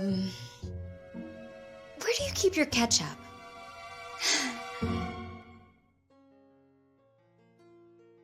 Go with accents. That much is obvious. Well, Miss Cooper, there are so many flaws in your little scheme that I truly don't know where to begin. I kept thinking it would be so much easier if I were Dedra. And everyone listens to her and trusts her ideas, so when you ask if I was her, I said yes. I know I shouldn't have said it, but I did. And now I'm dealing with that. I can say with absolute certainty that you will get caught and the fallout will be horrendous. It's just for a few more days, and then I promise I will confess everything. True, and the prince is clearly fond of you. You think so? It's not my intention to flatter you. I'm merely pointing out a further complication. Of course. You've given me much to consider. You may be assured of my participation for now, but not my approval.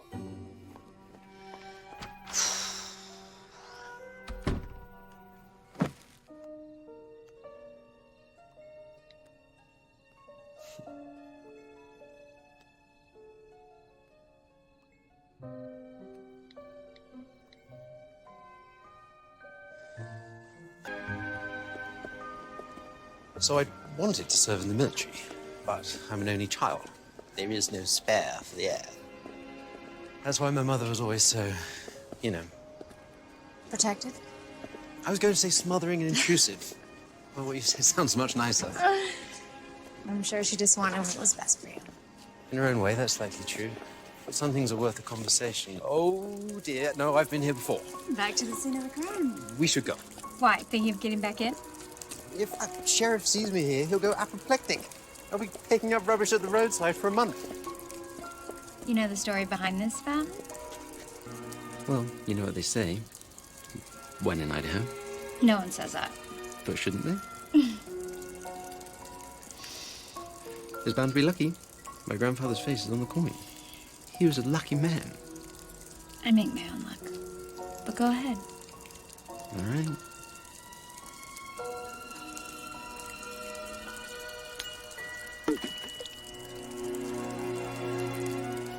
What'd you wish for? Couldn't possibly tell you, darling. Crown secret.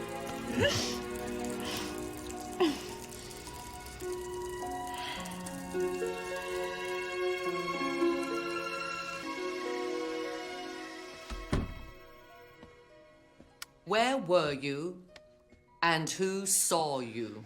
Nothing to fear. Miss Kelly was with me the entire time.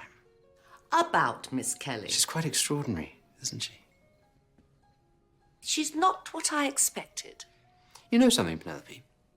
All this time, my title has been a burden to me. This yoke around my neck, requiring me to be something I'm not. And I admit I have room for improvement. Who doesn't? Undoubtedly. But Deirdre's got me wondering, what if I could do this just as I am? Well, I might be the exact change the monarchy needs. Sorry to keep you up. And thank you for your concern. See you in the morning. Good night, Your Highness.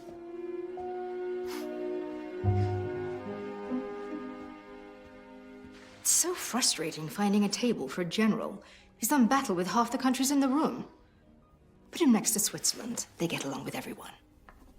Your Majesty? Lady Isabella, what can I do for you? I've just had the most wonderful idea. Happy Independence Day, everyone. We hope you've got plans to make it a great holiday, spending time with family and friends. In the news today... Oh? Hi, Mandy. Come to my room now and bring my clothes. Yes, of course. I'll be right there, Dedra.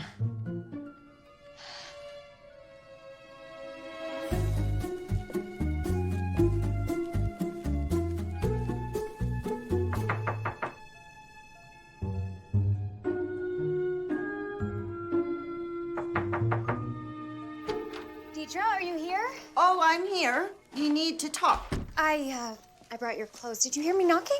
Yes, I did hear you knocking, but I knew that you would let yourself in because you don't hesitate to do whatever you want these days. I don't know what you mean. Look! That dress cost $3,000? Look, I've seen your wardrobe. Borrowing my dress was a good choice, but you should have asked. I bet now it smells like pancakes and children. I'm so sorry. Mandy, appearing in photos with our client is simply unacceptable. A good PR person remains in the background. We control the narrative without becoming a part of it. You're absolutely right. And you still haven't returned my cell phone. Yesterday was so busy, and today's 4th of July, so no one's open. I will relay any messages. No more messages, no more phone calls. I cannot risk you ruining this with another rookie mistake. I am meeting with that Penelope person. Oh, but you might be that. I spoke to her a few minutes ago. You spoke with Penelope? Dedra, don't open that door. Why not? You're not wearing lipstick. Mandy, I have pink polka dots all over my face. I doubt she's gonna be looking at my lips. Miss Kelly, Penelope Sheridan. Thank you so much for coming to my room. I'm not quite ready to be seen in public. I'm so pleased to meet you. We have much to discuss. You sounded so different on the phone. Is that so? She's been quite resourceful. Okay, well, thank you, Mandy. We've got this. Yes, I have some errands that I'd like you to run. But shouldn't I go to the festival? I'm sure Penelope can handle a photo op on her own. But Mandy, please, do as I ask. yes. Of course.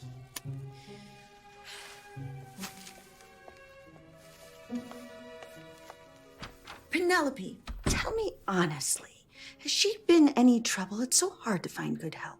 Actually, Miss Cooper was quite remarkable. In fact, at times it felt...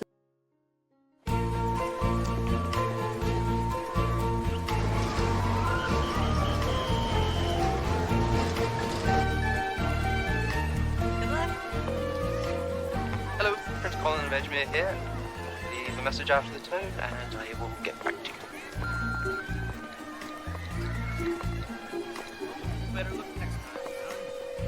Hello, Penelope Sheridan. Oh, Penelope? Hi, it's Mandy. Where is Colin? Oh God, she's back.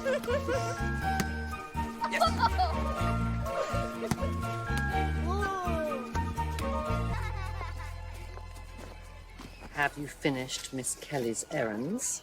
You didn't tell her. No, I didn't. The disclosure would have caused more problems than it solved. I can't thank you enough. No, you can't. This charade only needs to last as long as tomorrow night. Then please do me the courtesy of saving your series of shocking revelations until after we've departed. The prince cannot know about any of this. Agreed.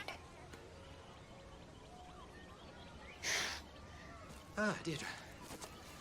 I was hoping you'd join us. I'm sorry to interrupt your game, but we do have a few things on the schedule. You should go and enjoy yourself. Appraise the handicrafts. As you wish, sir. Come on, I want to see everything. You, Miss Kelly, are about to be the proud owner of a stuffed bear. I'm known for my marksmanship.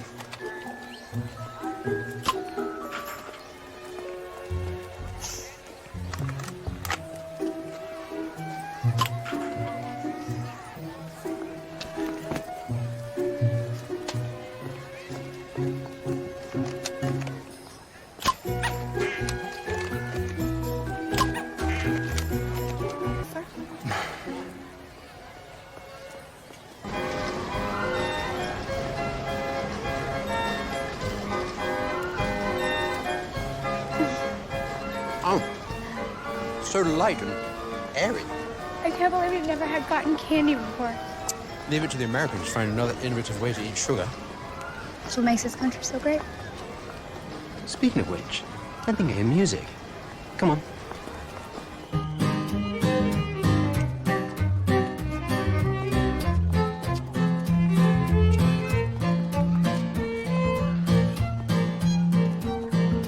Good dancing. Oh, thank goodness.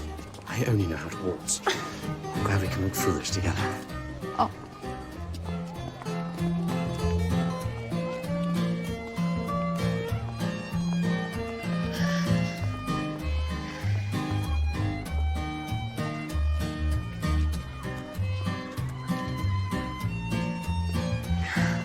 People are watching.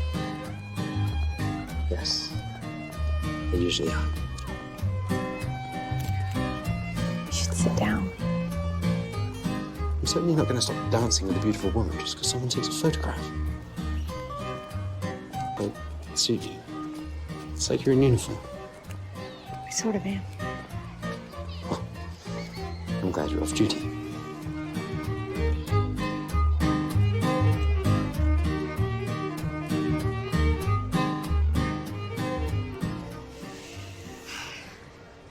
Hope you finally returned your mother's call.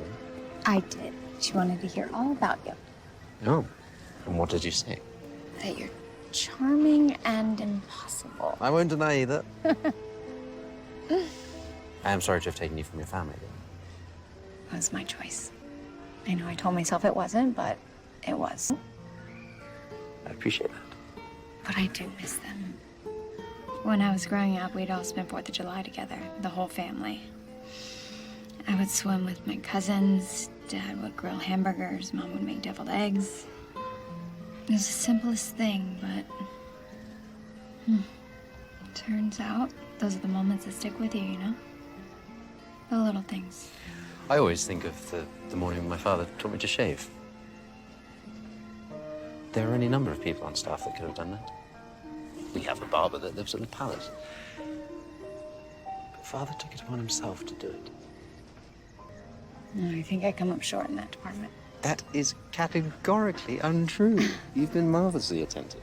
Thanks, but I think my family has a different experience. My whole life I watched my dad hope for a lucky break. Don't get me wrong, it's not like we were poor, but he just wanted the very best for us. That's why I resolved to make my own luck. Work hard, make my way up the ladder, so I could make the life he always wanted to give us. Do you really think that's the key to happiness? Climbing the corporate ladder? What is? I do know I'm happy tonight. I'm where I want to be, doing what I want to be doing. Alongside someone I want to be with. Meeting you has changed me fundamentally. Frankly, you leave me gobsmacked.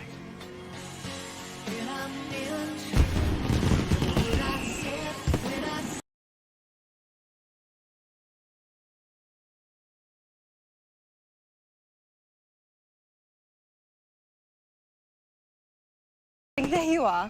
I've been looking everywhere for you. Isabella, what are you doing here?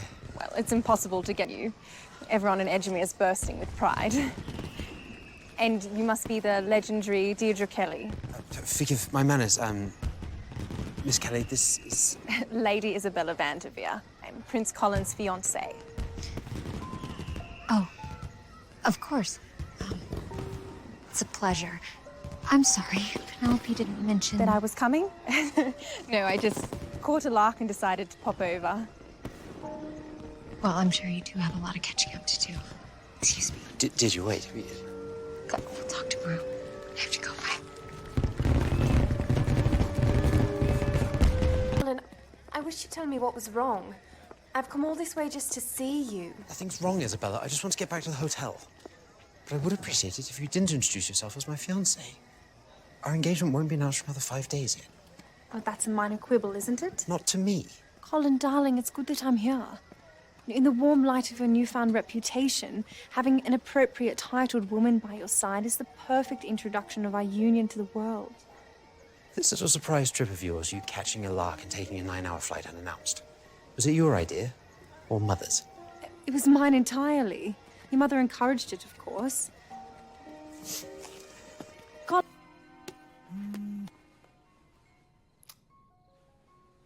Penelope Sheridan? Yes. Yes. I'm sorry. Would you repeat that?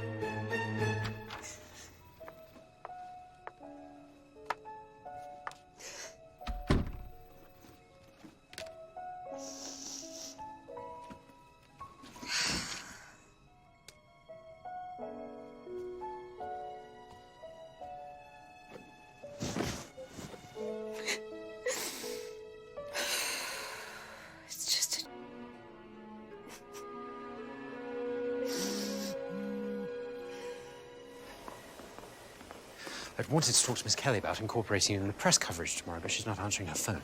Well, we are in the mountains. Good evening, Your Royal Highness. Good evening.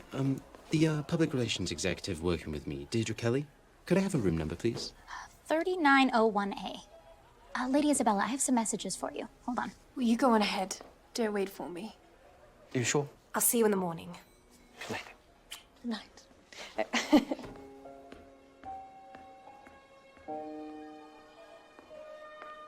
Alice only just informed me of your arrival. What a lovely surprise. Oh, I'm glad you think so. Colin seems troubled.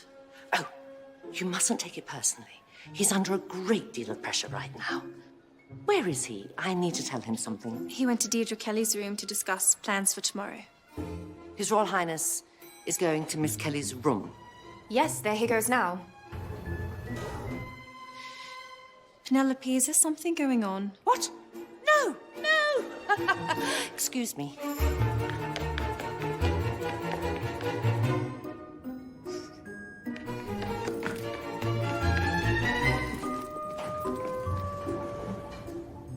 Oh, look at that. This one's going up.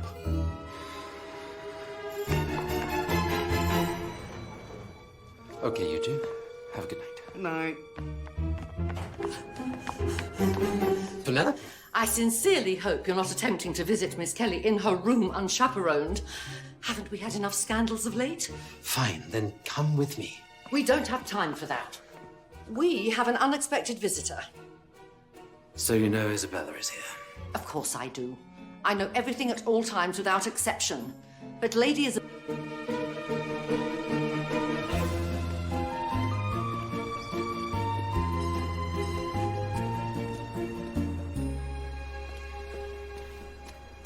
Good morning. Dedra, I had hoped to speak with you. Well, now you can. Congratulations on your engagement, Your Royal Highness. Thank you. I do wish you had informed me sooner, sir. We could have used it to our advantage in the press coverage. It's being announced at the Jubilee. It was and is considered confidential. I'm so very sorry. I'm sure you can forgive a certain amount of secrecy for the common good. Your Majesty, how exciting. This will be great. This will be no problem at all.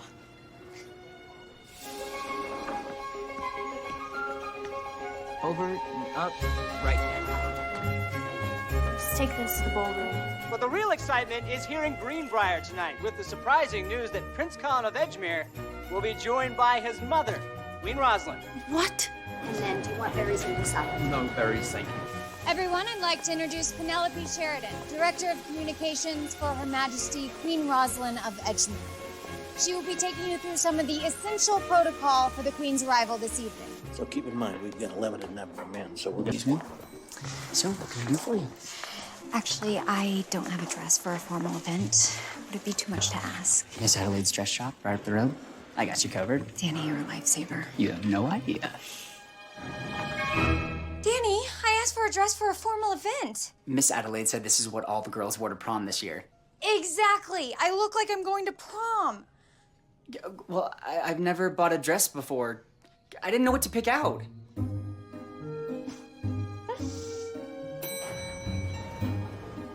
Oh, darling, I've forgotten my handbag.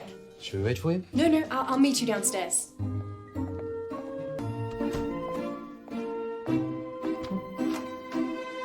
Oh, I was looking for Penelope. Oh, she just went downstairs. May I help you? Well, I only just learned about the Queen on the news, and my assistant's not answering her phone, and clearly I don't know what is happening. Forgive me, my manners. My name is Deirdre Kelly, and I'm currently handling the public relations for Prince Colin. You're Deirdre Kelly? I am, and you are? Intrigued.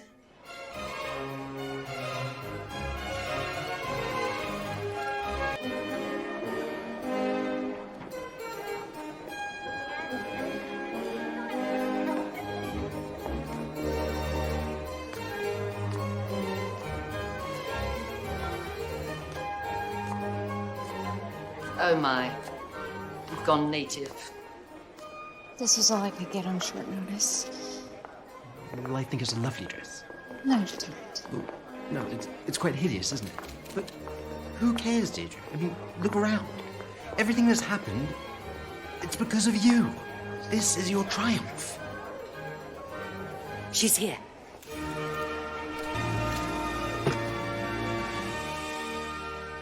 Hello. Welcome to Greenbrier, Your Highness. Thank you. Hello.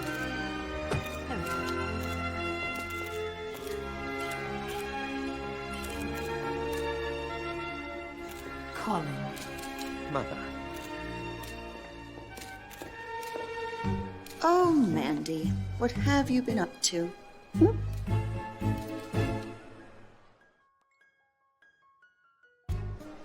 Dedra, you're feeling better.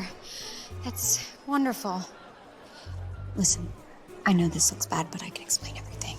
It was this, both of you. Shh, the Queen is here. Thank you, everyone. It has been my great delight observing how His Royal Highness the Crown Prince has spent his time in Greenbrier. As a monarch and as a mother, I have been curious to see what it is about this community that could awaken a spirit of service and leadership in my son. And judging by this lovely welcome, I'm beginning to understand. Now, on to more pressing matters. I'm simply famished. Shall we continue to dinner?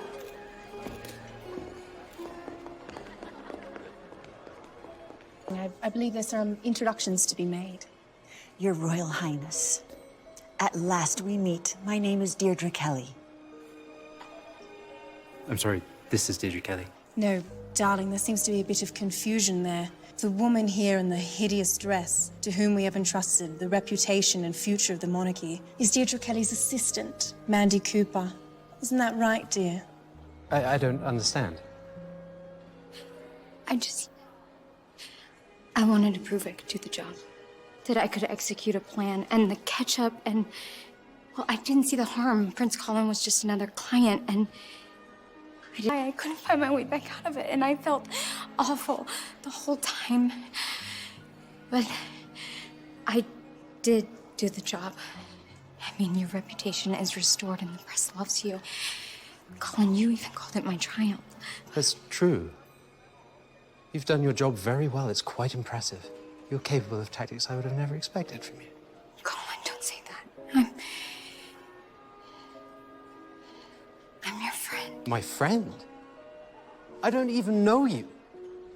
Isabella, alert Penelope. We return to Edgemere tonight. Well, that's unexpected. You have lied to me with every breath this entire week. You deceived royalty, not to mention an entire town. I strongly suspect you owe me money for a cell phone, and I wouldn't be surprised if you arranged for that toddler to give me chickenpox. I don't think I've ever seen deception on such a level. I'm gonna fly you back to New York tomorrow. You will pack up your desk, and we are done. Nod if you understand. Well, I'm going to go and salvage the banquet before word of this disaster.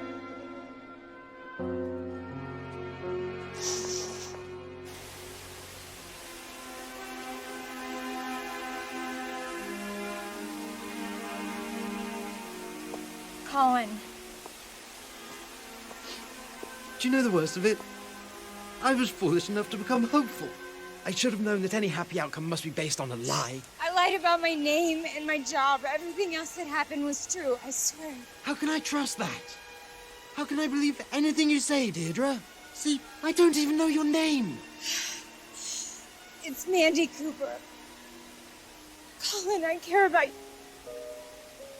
Oh, why did you never mention Isabella to me? Not even once. You know why? And now I feel very foolish. Goodbye, Miss Cooper.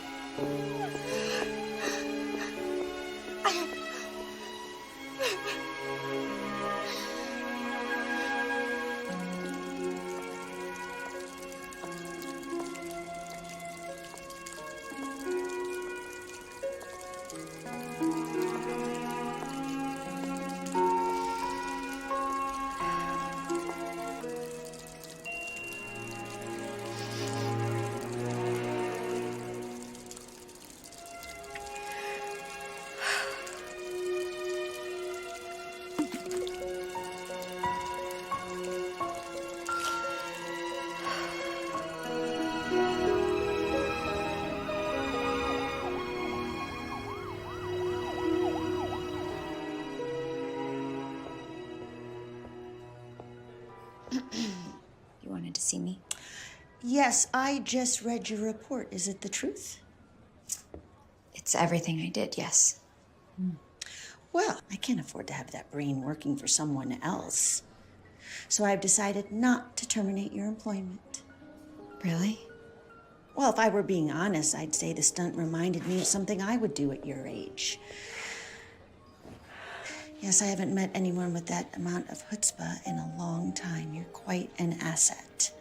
However, if you decide to execute some devious master plan in the future, I expect to be included. Well, I don't know what to say. Say thank you, Deirdre. Thank you, Deirdre. There's just one thing I can't figure out. What's that? Sure, Mandy. That is the face of someone smitten. Why didn't you fight for him? Because he discovered my rich tapestry of lies and deception. He's getting married to Lady Isabella, and he basically said he could never trust me again.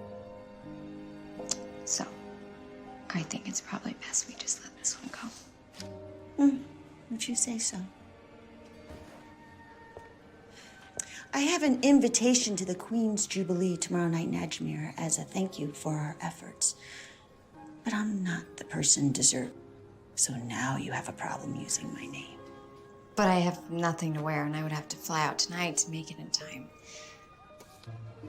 Cinderella, meet your fairy godmother.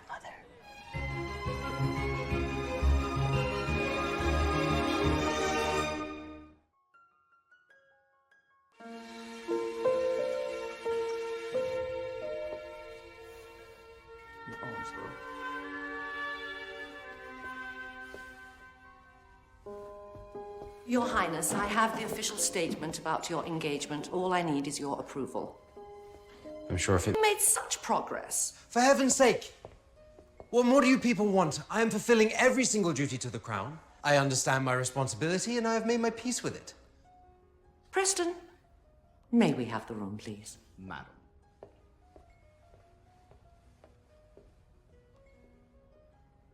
Colin, do you know what made your time at Greenbrier so extraordinary?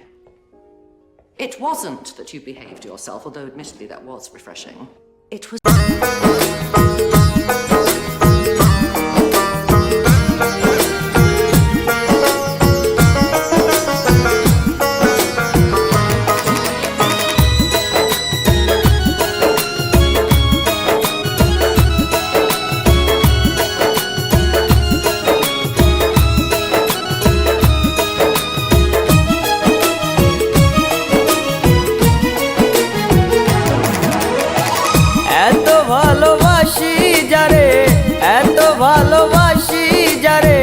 সে তো বুঝে না মনের মতো মানুষ মিলে না ভবে মনের মতো মানুষ মিলে না এত ভালোবাসি যারে এত ভালোবাসি যারে সে তো বুঝে না মনের মতো মানুষ মিলে না ভবে মনের মতো মানুষ মিলে না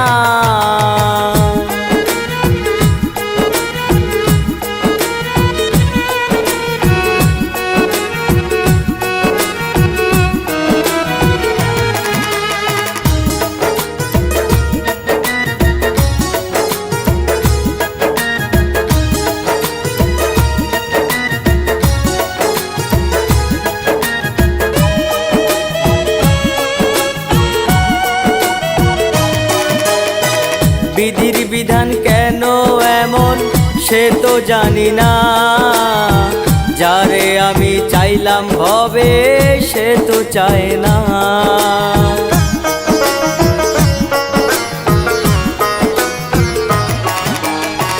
বিধির বিধান কেন এমন সে তো জানি না যারে আমি চাইলাম ভবে সে তো চায় না মন দিলা কেন মনে মন দিলা কেন মনে মানুষ দিলা না মনের মতো মানুষ মিলে না ভবে মনের মতো মানুষ মিলে না।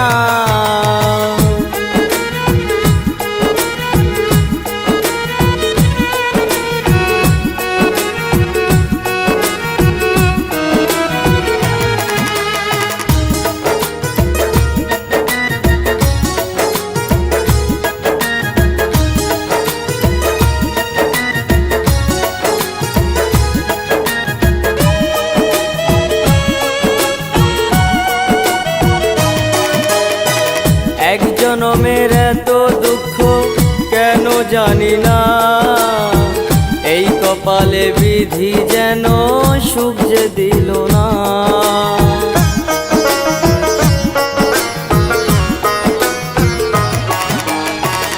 এক জনমের এত দুঃখ কেন জানি না, এই কপালে বিধি যেন সুখ যে দিল না।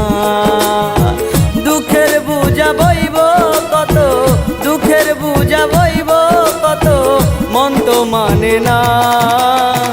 মনের মতো মানুষ মিলে না ভবে, মনের মতো মানুষ মিলে না।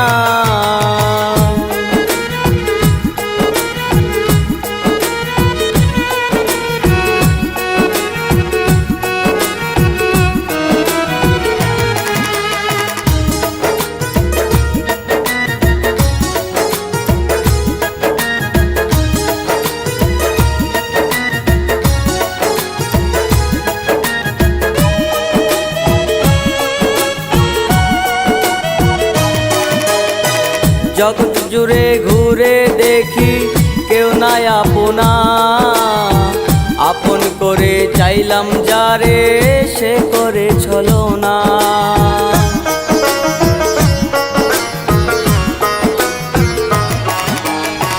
জগৎ জুড়ে ঘুরে দেখি কেউ নাই আপনা, আপন করে চাইলাম যারে সে করে ছলনা। জামাল উদ্দিন পাইল শুধু, জামাল উদ্দিন পাইল শুধু কষ্ট যন্ত্রণা।